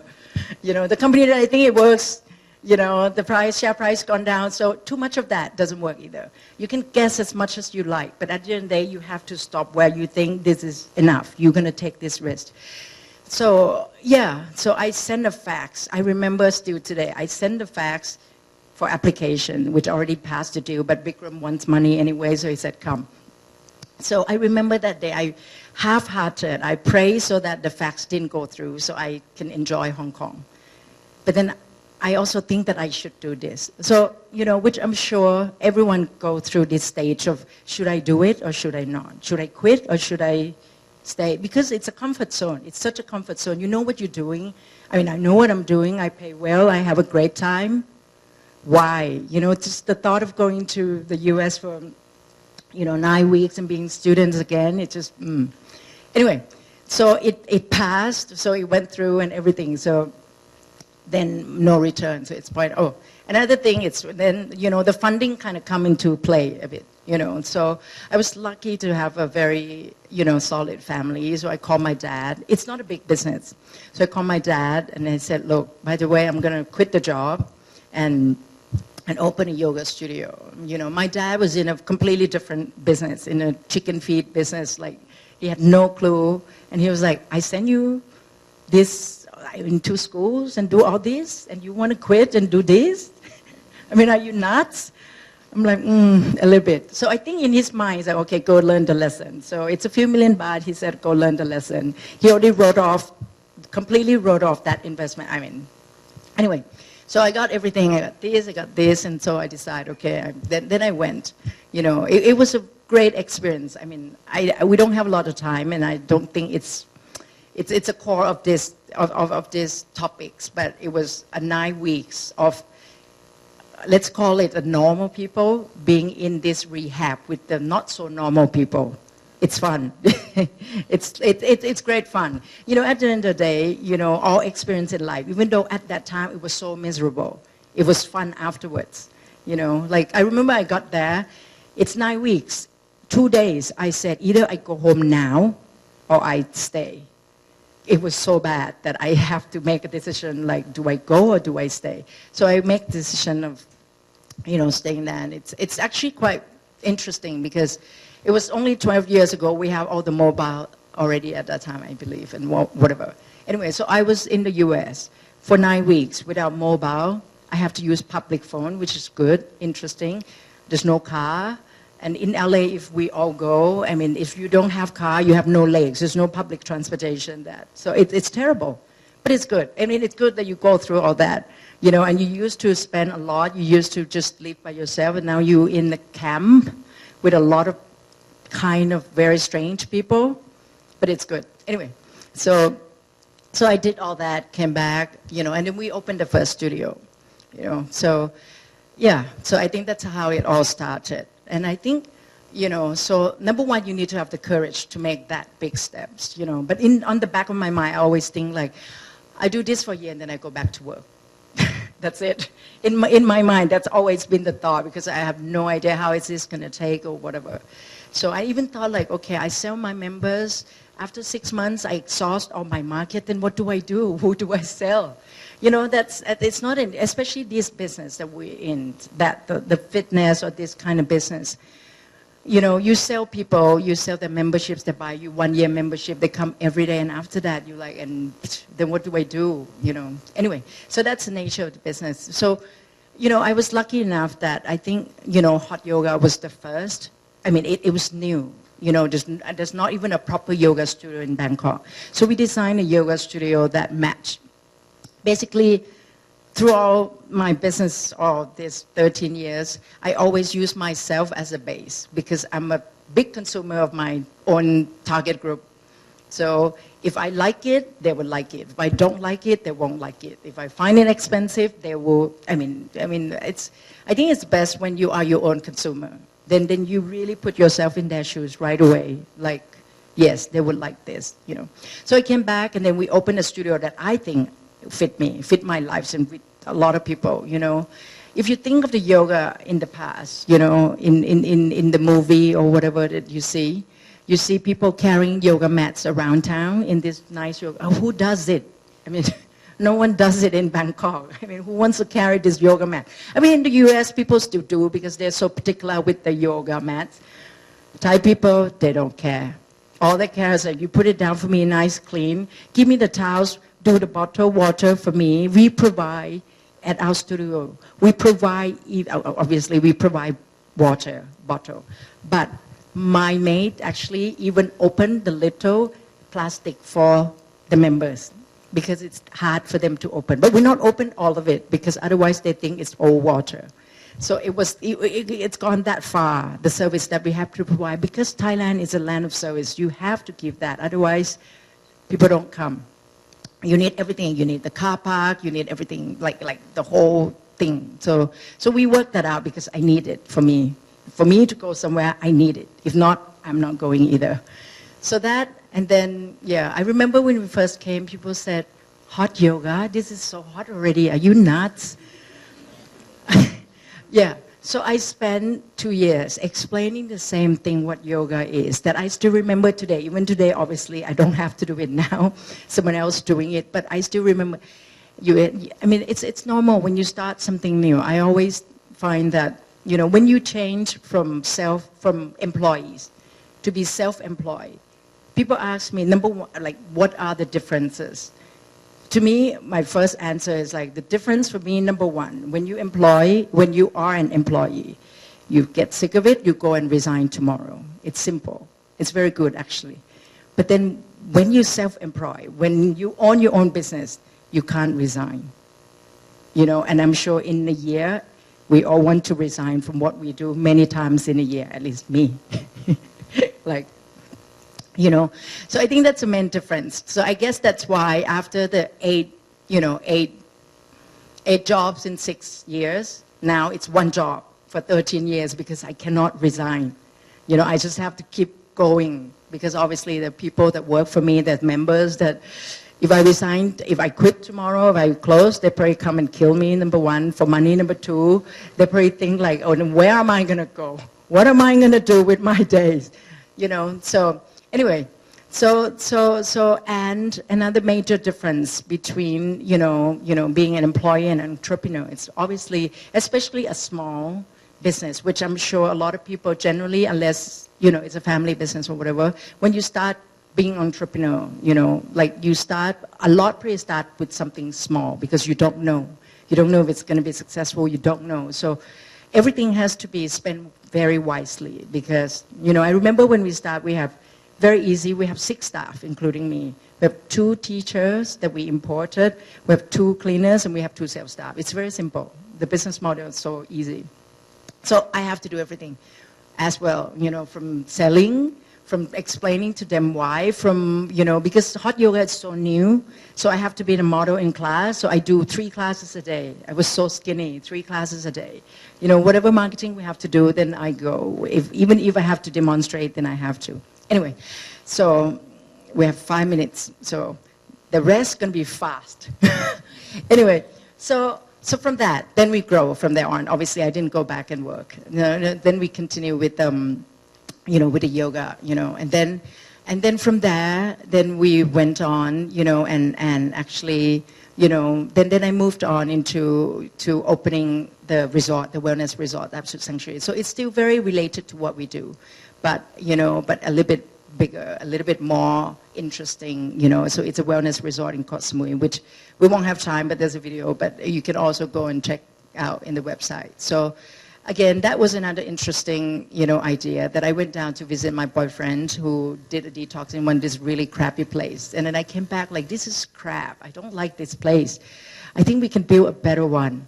And not everyone can afford to go to Shiva Som either. So if I find something in the middle of the crappy and the really 6 stars, maybe build something about that 4 stars.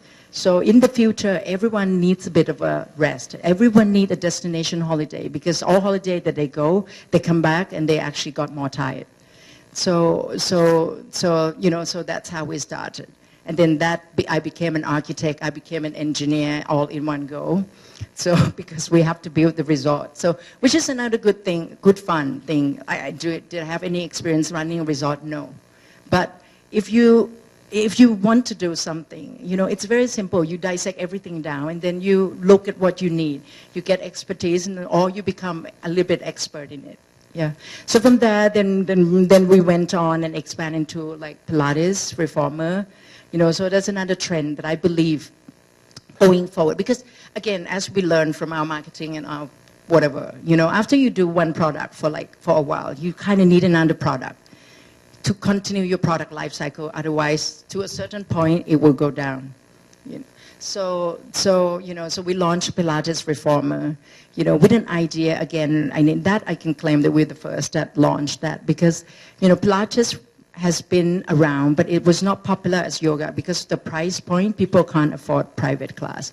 The benefits is great, but it's just the price and the inflexibility, inconvenience of that. So basically, we take the product, we take the exercise, we make it more accessible by making it a large group. People said that we can't teach Pilates if we know a little bit in a group class, but I said we can. So we designed something that works for a group of 20, group of 30, whatever you like to do. So we launched that. It's become very successful. People in Thailand have no idea that they actually get the chance to exercise, to do things that even in overseas that people have no access because of the price and all that. Anyway, so that, and then so the last addition to this kind of series of products that we do is the fit food, which is, we have a little bit of sample here.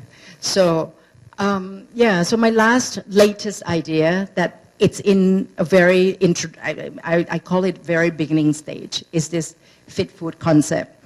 Again, because somehow we have been in this health and well-being, and I realize that even though you exercise a lot and you do all this and that, people sometimes and if you have a bad eating habit, that constitutes 50-70% of your life. So then I thought, okay, why don't we do a health food business? Then I thought, okay, health food generally is no taste and people don't like it. So we're going to create a health food that's very delicious. So that's the objective. Number one, we want to make food that's delicious. We want to make food that, you know, that tasty, convenience, and we deliver to you, you know, because I think business-wise, I don't like to sell things and, you know, check for like 1,000 baht. We're not used to that. So I like to sell things after spend 15, 20 minutes with the consumer. I like them to sign a credit card about 30,000 baht. So that's why we kind of deliver. No.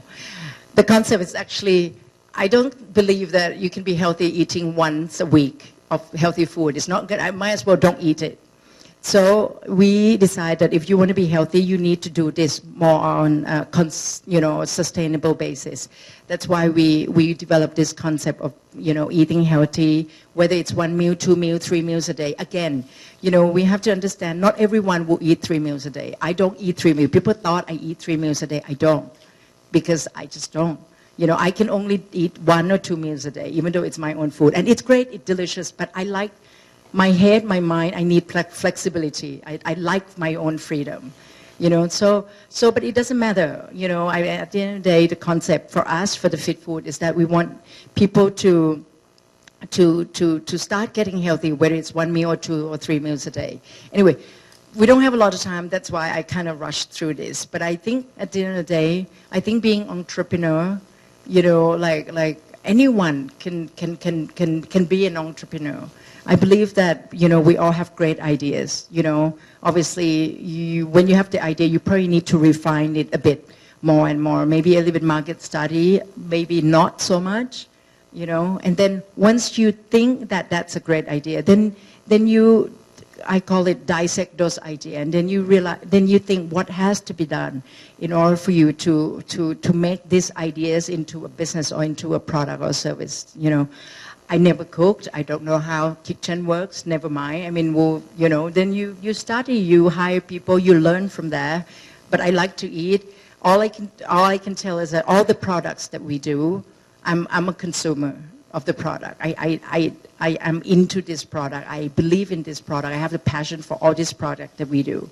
And then the rest is it's quite easy. You just need to find people to fit into this, you know, jigsaw that you need, the chef, the cook, and now I know kind of enough, and then you just keep going, yeah. So I think, because I think หมดเวลาใช่ไหมคะอะไรนะคะอ้าวเมื่อกี้5 minutes ยังมีอีก5 minutes เหรอคะ So, you know, as an entrepreneur, I think we talk about having the courage, meaning to take the risk. Yeah, just to summarize, we talk about having a vision. You know, because if you sit still, even if you're successful, you will die eventually, I think. You know, so you need to continue to evolve. You know, like whatever ideas, it didn't come up from day one. I always said, like, your idea from day one compared to day 10 or year 10 might be different, but that leads to this. So don't think, you know, it's not like you need to have a step from 1 to 10 from day one. It will come. You know, when we first start the Fit Food, we only have the idea that I want to do this, and these are the things that I think there is a demand, but there is no supply in the market. Nobody does this. You know, I remember some chef asked me, like, why do you do this? And then I said, just because I didn't think, actually. I didn't think much. I didn't know how hard it is. It's actually very, very hard, but it's quite good fun. You know, the Fit Food business actually make the yoga and everything so easy. So, and then you evolve as you go along, and then you think you solve the problem. You know, I always said to the staff as well, like, don't complain when there's a problem, because we hire you to do it. We hire you to solve the problem. If we have a policy and we have everything and everything works like that, you will be out of job. I will have nothing for you to do. So don't complain when there's problem. Do not complain, because that's what you're there for. So once they have that mentality, I think that makes it easier. So you don't complain so much, you know, even though I complain still anyway. So, but I'm the boss, so I can do that. So yeah, so you have to have a vision. You have to, I like to be the first. I'm not saying being the second or third are not good. It really depends. If you're the second or third and you're great, then that's good too. You know, there's a lot of second and third competitors that's very good, but I personally like to be the first. Then you have to have a vision. Then you have to, obviously, you know, I mean, I think, okay, another thing I'd like to add, that I'm quite fortunate enough that I'm in the business that, that maybe the background that I have from, the university and the MBA and all that. A little bit more mix of the marketing and the finance, obviously the management that you learn, makes it a bit easier for me, because generally sometimes you tend to have certain management tend to have one direction of background, like either they're marketing person, so everything they see is a little bit more marketing, or their finance, their accounting, or their management, then the focus tend to be that way. So I think as an entrepreneur, whatever background you have, you need to try to gain other kind of background, because at the end of the day, entrepreneur, you need to be generalist, because especially when you're small, you have to do everything. You have to know everything from 1 to 10. Not only the product, but how to market the product, and how does this investment work? Should we spend on this or not? So trying to get a little bit of all-round skills in business, I think that's very helpful. And then after that, it's hardworking, problem solving, and all the things that we all know, and then very important, which personally I think it's one of the key for Absolute Yoga to be where we are today, is the integrity. Because I think, I like to make sure that, whatever we tell, whatever we promise to the consumer or to our members, we deliver. And obviously, you probably, there's some days that you fail. Then you're trying to fix it, but you don't let that continue. And people will understand. But I think it's the intention, it's the belief. Then after, over the years, then you build this brand quality, you build something that people believe in.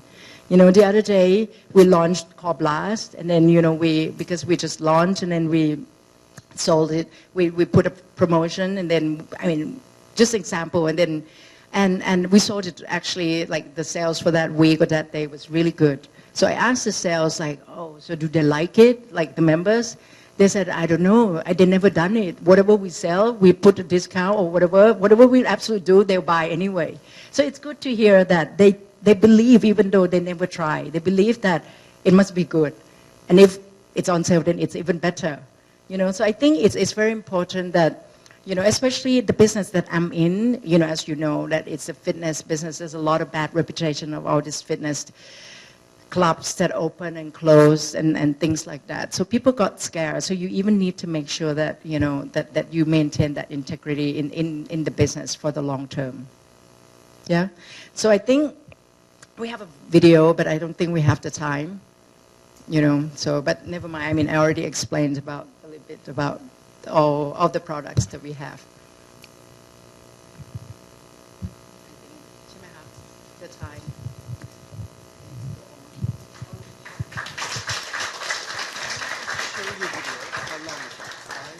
It's okay. It's just a food video that it's a concept of food video if you're interested, or the sanctuary is interested. That's all. I brought it so that it's a bit of a change instead of just listening. At least there's some. Thank you so much. Thank you, Kun Benjaporn. The representative from the MBA will present a token of appreciation to Kun Benjaporn. Kun Benjaporn, would you like to reappear on the center stage to receive a small thing? Right.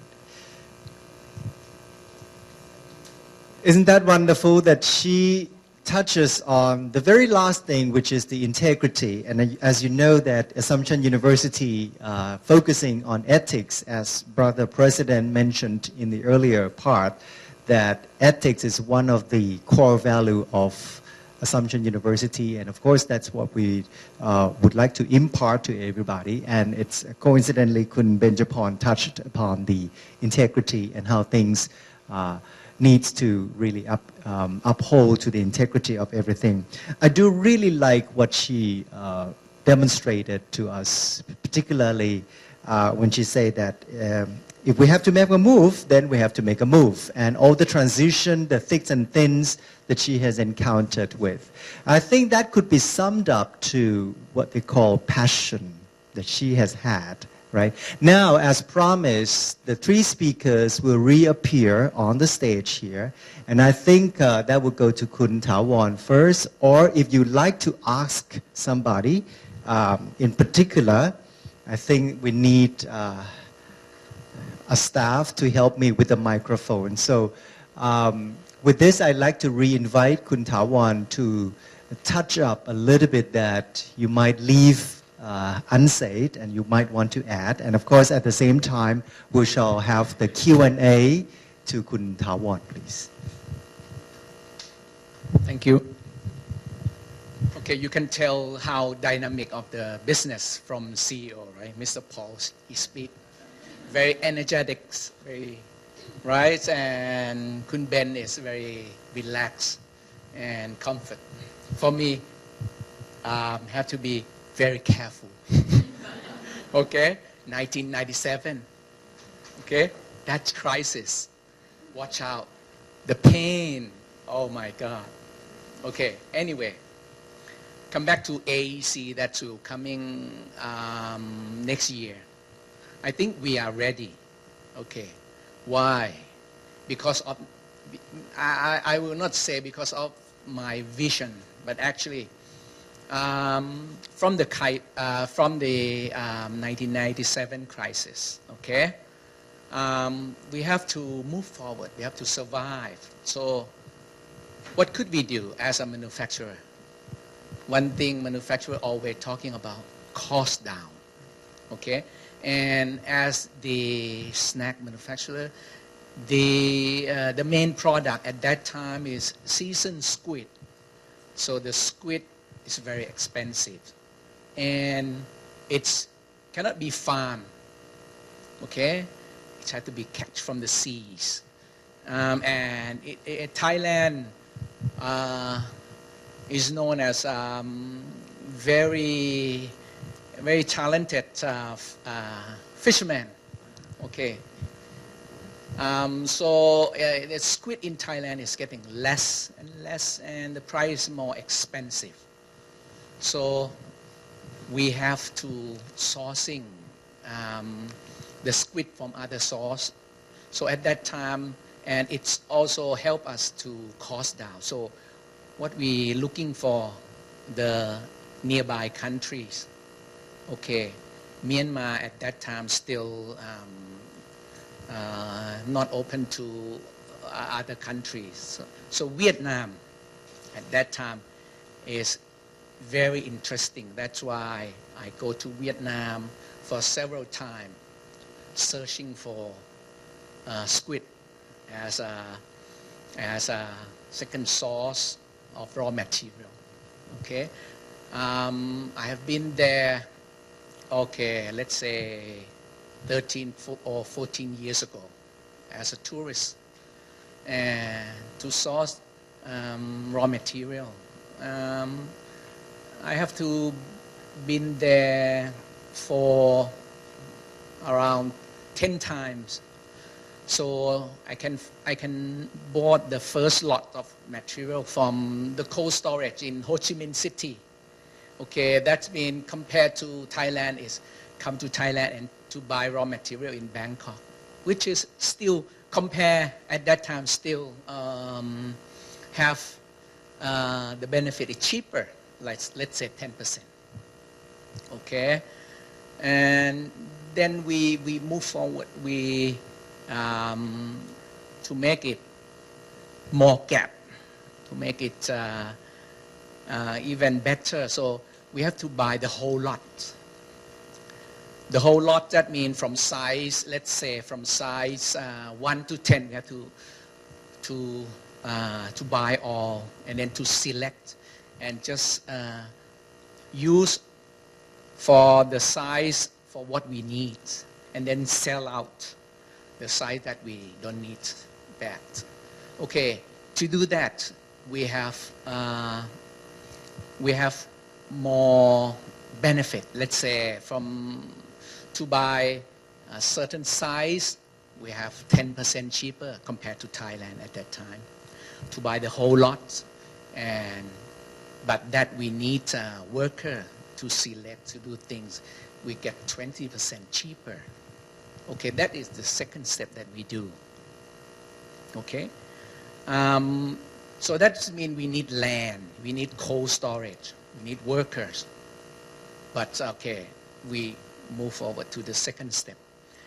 Once everything ready, okay, and the Thai labor it's getting higher and higher.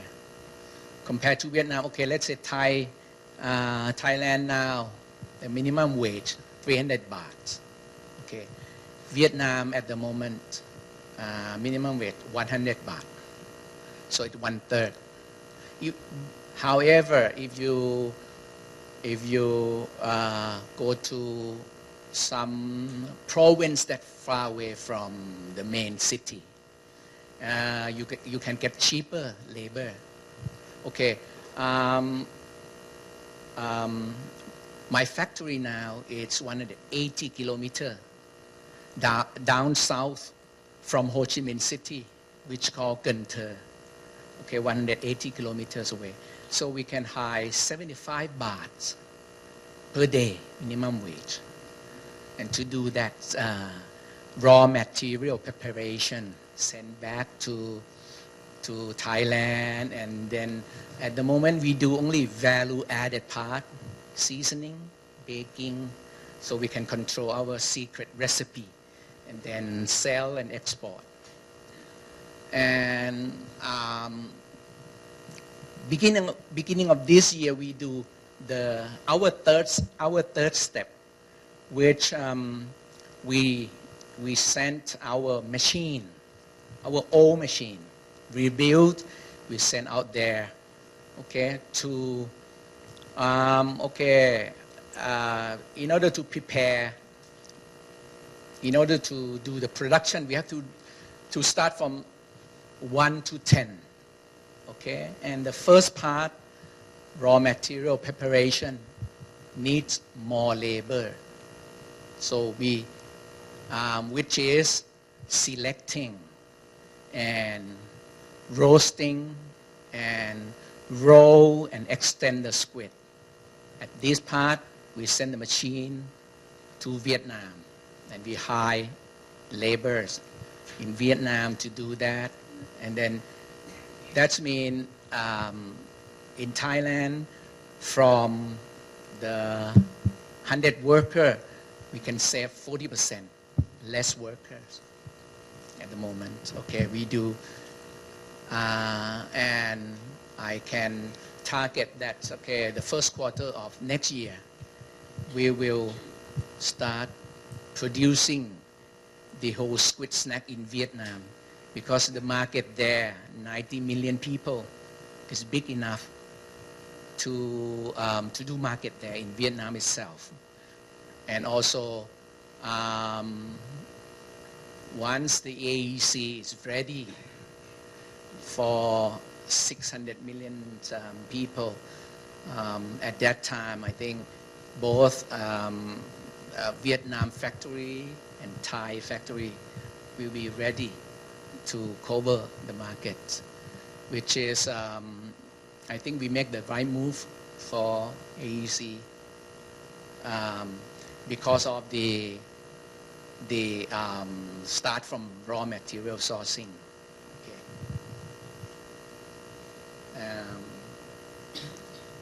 So at the moment, any question from the floor, please?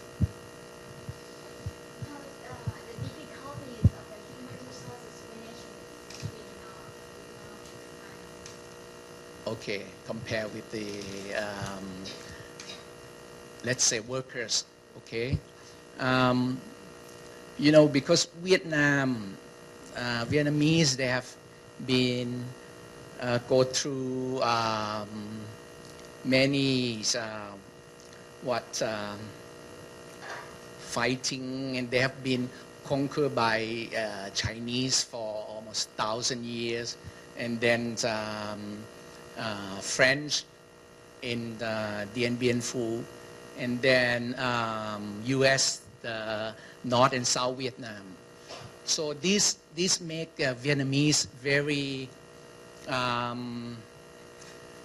very patient, looking for opportunity. Okay,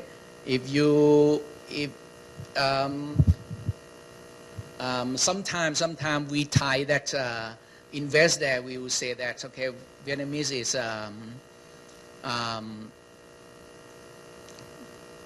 chemo, how to say chemo? bragging. Why we say that? Because if we ask Vietnamese, can you do this? Can you work this? Even though they can, they say, yes, I can do. Yes, I can do, boss. Yes, I can do. Because they are looking for opportunity. If you accept them, okay, they will go learn.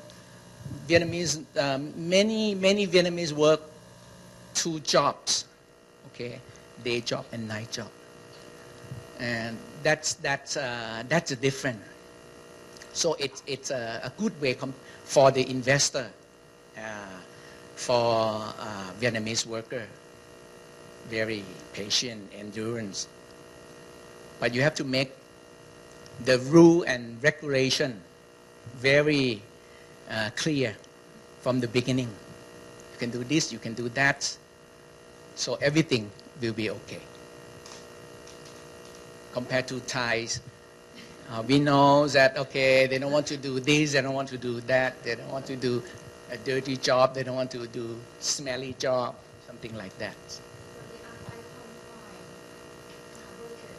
Right, for labor, worker, yes.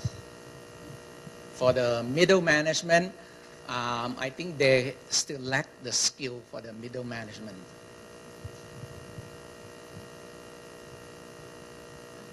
Okay. Any others?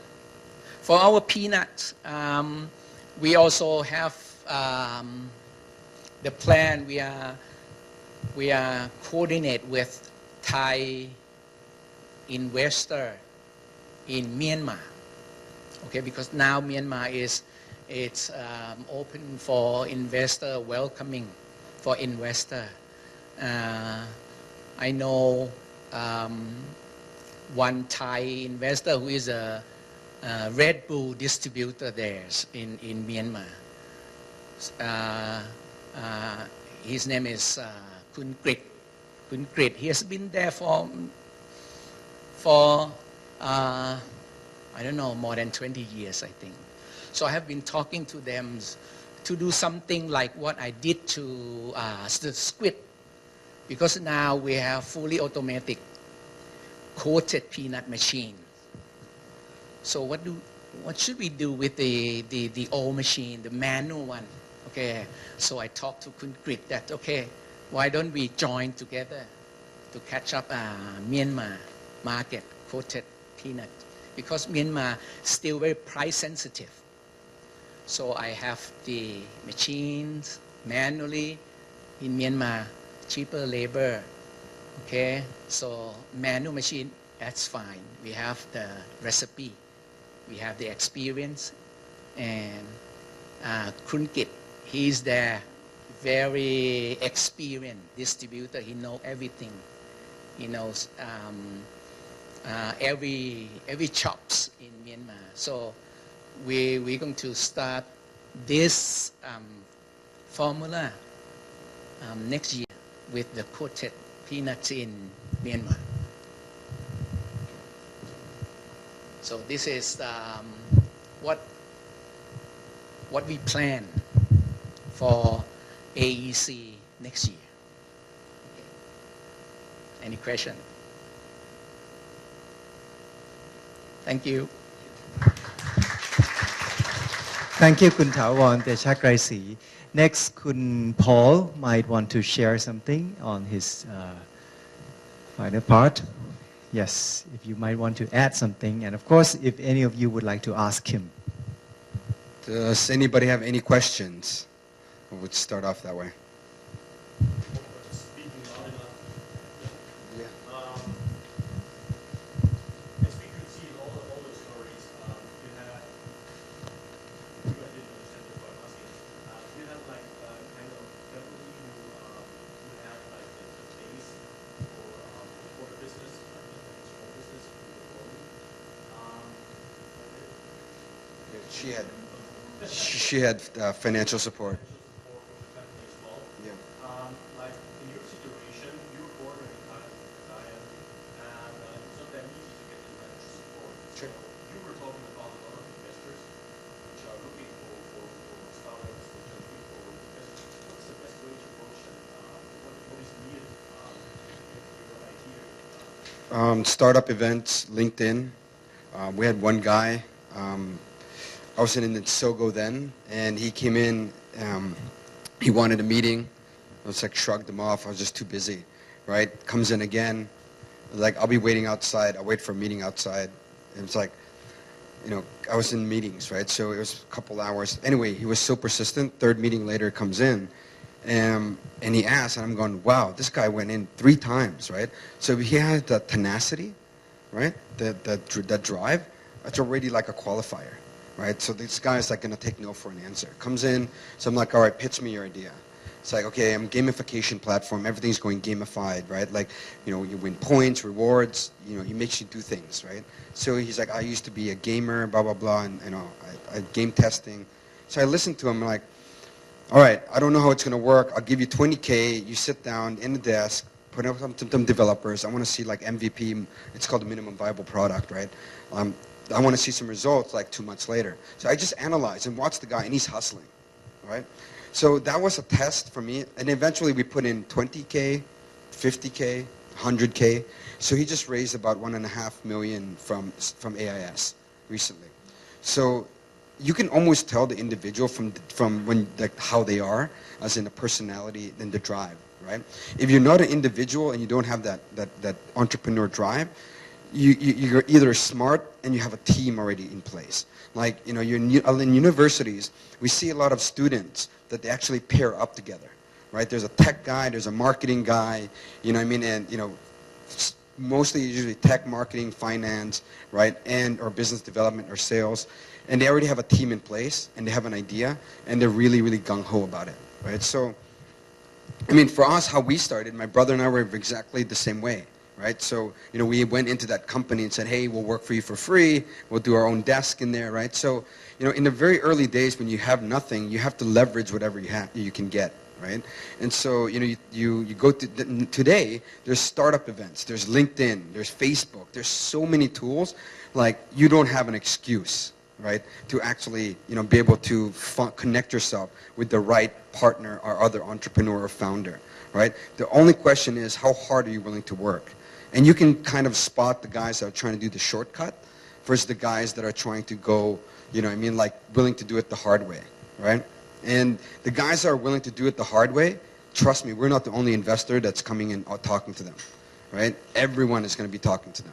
In fact, people even recommend them. Like, hey, this guy they're really smart, they're really good, right? And so, I mean, it kind of in the internet space, because everything's so social, you can already start to spot, right? Like, we know where these guys are coming from. You see them in events, they come talk to you, they hit you in other events, but you're seeing that they're, you know, formulating the strategy.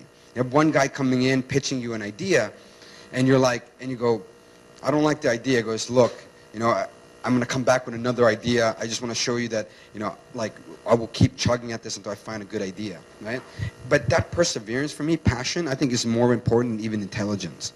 Because when you hit those, most companies and most startups, they hit problems. Always going to face problems, no matter what, right? And the good ones, the good entrepreneurs are the ones that just keep going, right? And once you get past that hump, and, you know, I was really fascinated with Kun Ben and her story, right? And it's because in my business, we call that the full stack, right? What does it mean by a full stack is you cannot do one thing anymore, right? Like, if you're doing yoga, right? And the guy that's doing the food business is going to start to come into your yoga business. The guy that's in the hotel business, they're going to start to come into your yoga business also, because they realize yoga actually drives people to, let's say, you know, the rooms and et cetera. So a lot of companies now, including even startups, you can, yes, it's all about grabbing a niche. Amazon grabs the books, right? And then they grow further. You cannot sit still anymore. Like, business is like throwing someone in the middle of the water, right, in a river. If they're just going to be waiting, just sitting in the middle of the water, they're going to drown, get tired, and drown.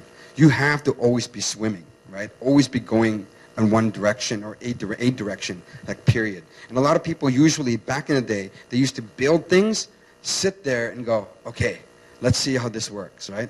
It's never like that anymore. In fact, the competition is so intense. You're like, you know, you ever heard the word real time? Right? Like, you're doing things in real time. In my space, right, we're doing things like by the hour, by the day.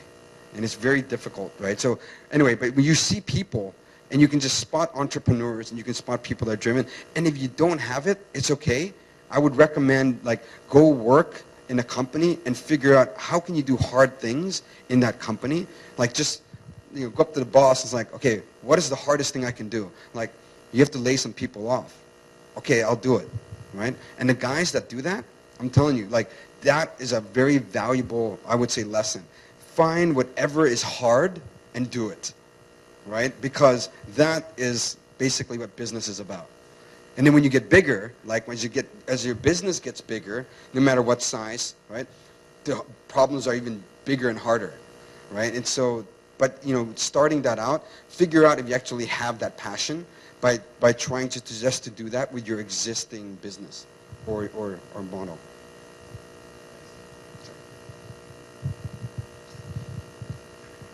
Does anybody have any more questions? Okay. I'm going to head to Kun Ben. Am I supposed to continue? Then, and this is a Q&A, right? หรือเปล่าคะ So, any question? Any question? Anybody? Anyway, I mean, I think yeah, I guess I kind of rushed through. มีคำถามไหมคะ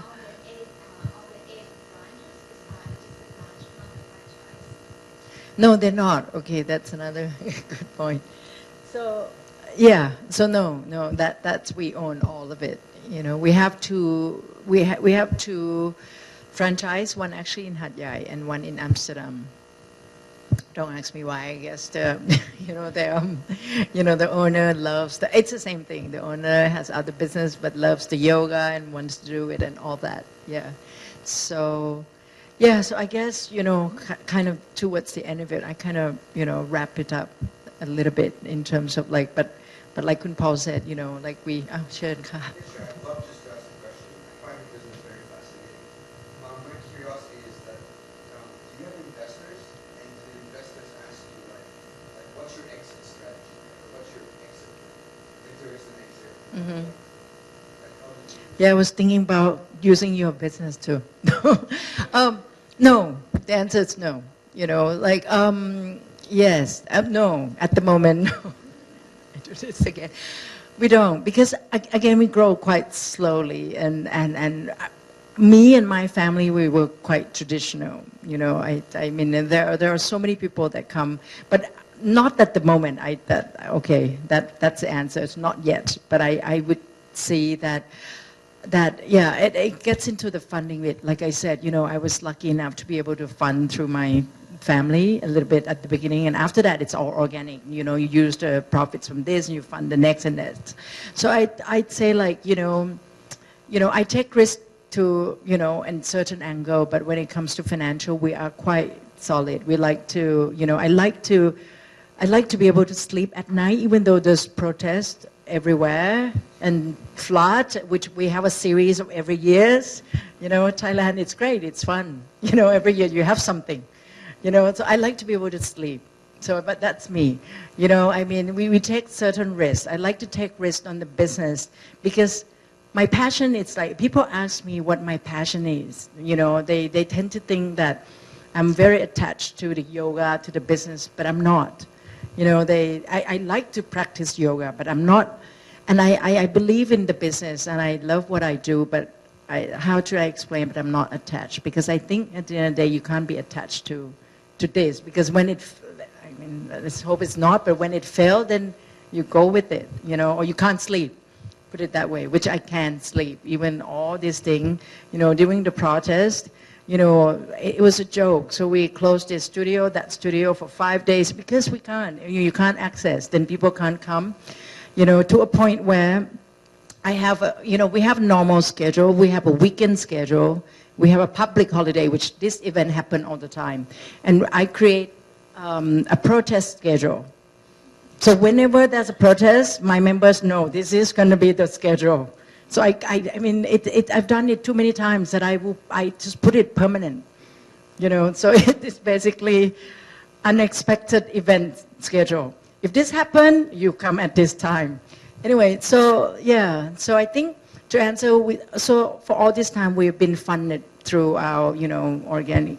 But for the resort, we actually had a little bit of a, friends investing because maybe they believe in me or maybe I'm good at talking.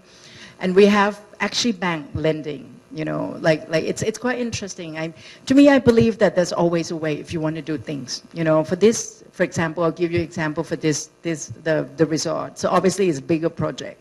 Usually one investment in a studio, maybe 10 million and all that, but like for the resort, it's about 100 plus or 200 at that time. So obviously I don't have the money at that time. So I went to my dad again and I present him the project. And then he's like, But then I think he likes the idea, but he doesn't want me to work too hard. So in the end, he said no. So but then I still think there is a way. So then I talked to a few friends and all that, and I went to the bank and then talked to the bank and all that. Yeah.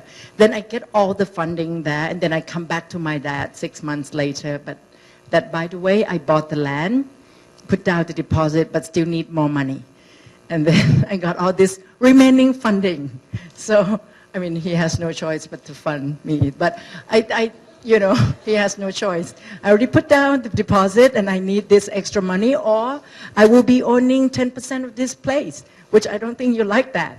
And then I think that's when he just kind of, so there's always a way, and I think the reason he gave me money because he was very impressed how I went to the bank and BS my way around with the bank and then they lend me the money.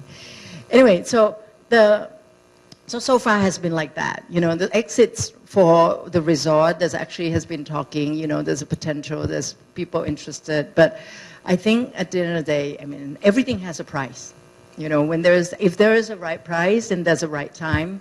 So I think, it wasn't a question, but I'll tell anyway. So my aim, so I've done yoga for 10, 13 years. We've done Pilates, which has been quite successful, but it's still on, we have 4 businesses at the moment. They're all at different stage. Yoga has been 13 years, so to me, it's just the maintaining bit of it, which not so much fun, but something that we have to continue because it's a cash cow for the business.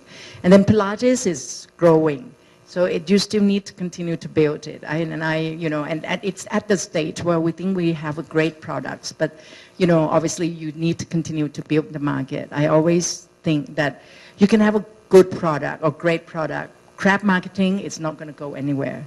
I don't like Starbucks coffee, no offended, but people go and I go anyway because they have great marketing and it looks good.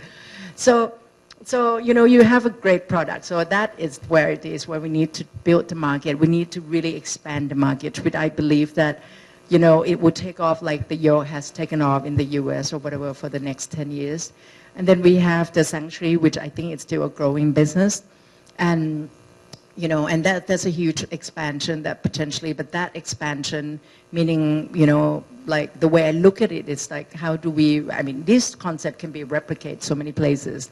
We have a lot of guests that come and then like to do the same thing in Turkey, in different places, because I believe that the health trend is the way forward. Like people don't want to die too soon or don't want to spend so much money in the hospital in the end. So now they realize that it's better to do a lot of prevention, and a lot come in the health, in everyday living, not like, once. So people realize that every day they need to maintain their health, through exercise, to eating better, or at least even a holiday. They need to go on a holiday and a lot of problems come from stress.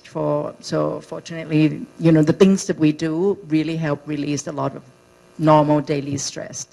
And then the last one is the fit food business, which I think the original idea we created as something to complement the whole thing. And I like the fact that we create something and prove that it was good. But I think over the last 6 months, I started to look at it as a much bigger project, like you said, that, that it's a trend. And instead of following the business, the model that we did with the yoga, meaning grow from 1 to 2 to little and all that, this thing can be big, because I think and I can, so the way to grow this might be slightly different with what I've done with the yoga, because obviously if it's going to be 10 years to go to like 8 restaurants, 8 delivery, or in Asia, by then there'll be another hundreds delivery food like this.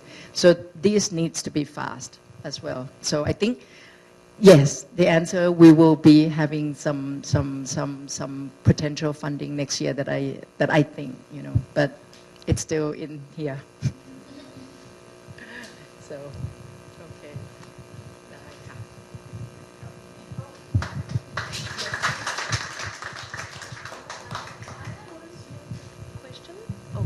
Yeah, I had one small question. Like, yes, you said that you are not going to take the exit now. So, and you say you want to develop it to a bigger scale. So, is that including like, if someone goes to you and asks you to do a franchise, will you reply same thing as the first guy you went to said, like, come and train with me, or will you? I see. Okay. Or will you go Good to point about, you know, franchise? that's another thing that we're actually launching next year is about the franchise. Yeah. You know, there have been lots of requests over the last 5, 6, 7 years for all this time about, you know, for us to give out the franchise and all that.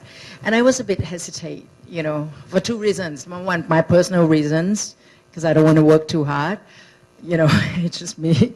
I like to balance my life a little bit, you know. But the main reason, I just feel that, you know, I need the business to be solid enough that I believe that it's go through this cycle. You know, because, I mean, this kind of business, it's good for the first 2, 3 years because everyone's new. You know, everyone. But after that, then what happened? Can you continue to build? Can you continue to generate this revenue? Can you continue to recruit new members? You know, and this takes years to prove.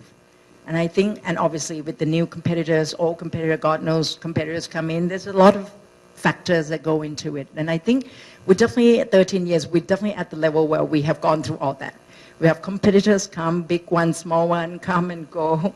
We try this, we try that. And, you know, obviously we go through a phase where, you know, we have less members and all that. And then you adapt, you come up with a strategy, either a new product or whatever, you know, or, you know, like more marketing and all that. So we've gone through quite a cycle that we believe that if you do it well, you know, the yoga can be sustained. Because, I mean, like I said, the first year I came, I'm like, after 1 year, then what?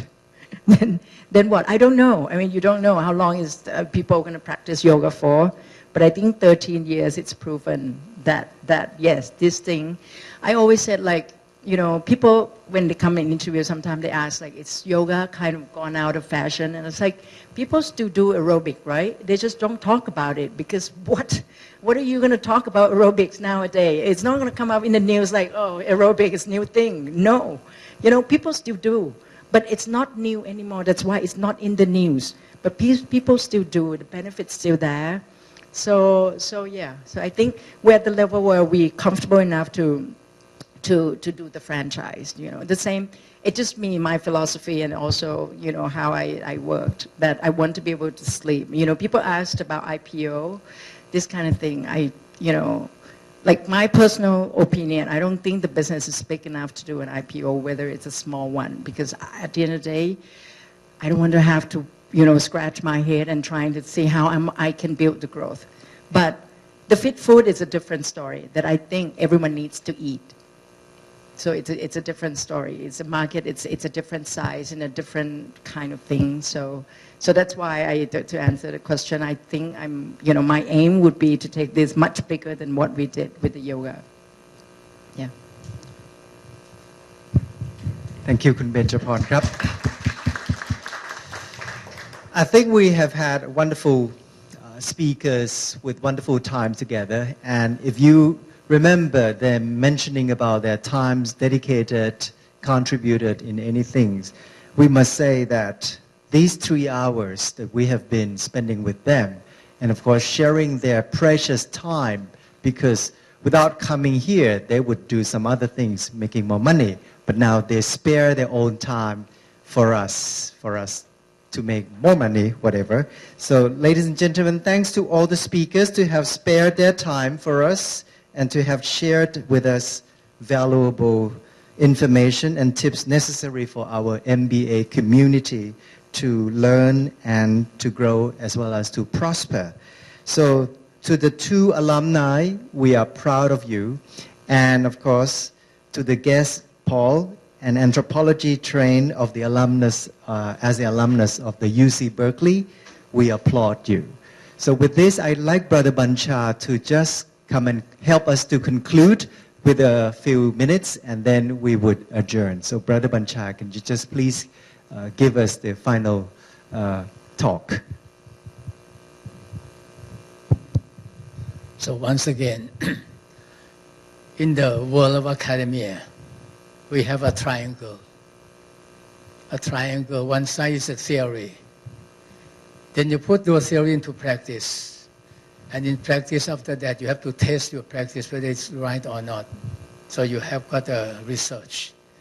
But at the same time, the world is keep on changing all the time. You will never know whether your business be good or not.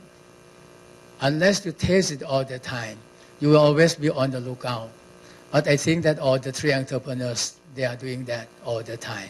I believe that. So today I have to thank all the 3 speakers, of course. They are so valuable. After some years, they will come back to tell you again what kind of business they are doing, whether after starting up, whether it's going up or down, S-curve or what kind of curve they are doing. So it all depends. And they can come back to relate to you, either become very successful or meet with a failure, because not entrepreneurs meet with success all the time.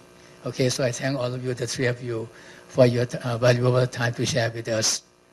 On our part, after thinking of all these kind of things there, we must try to think deep enough, because not all entrepreneurs will be successful.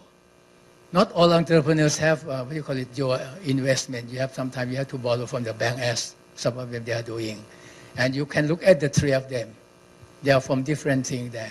One inherit from the family, like Tesha Kraisi, he's inherit the business from the family. Mr. Paul, he's doing on his own. And Ben is a kind of, she has an option. At the same time, he has a backup from the family there. So with different kind of a situation there, you have to learn. Learn what to do with our own life there. What kind of a life should we want to do? Because I think all of you who are coming here, you want to have your own business. You want to become entrepreneurs. But you have to take risk all the time. Risk is there. High risk, high return. So with all this, I conclude that thank you very much for coming here, because you will be the future of Thailand. So thank you very much.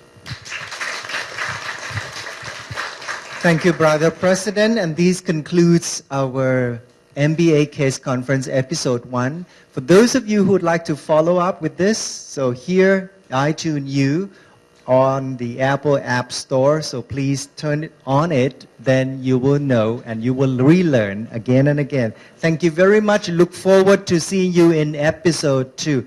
Also, thank you to MBA Magazine. So please applaud to the MBA magazines for setting this for us.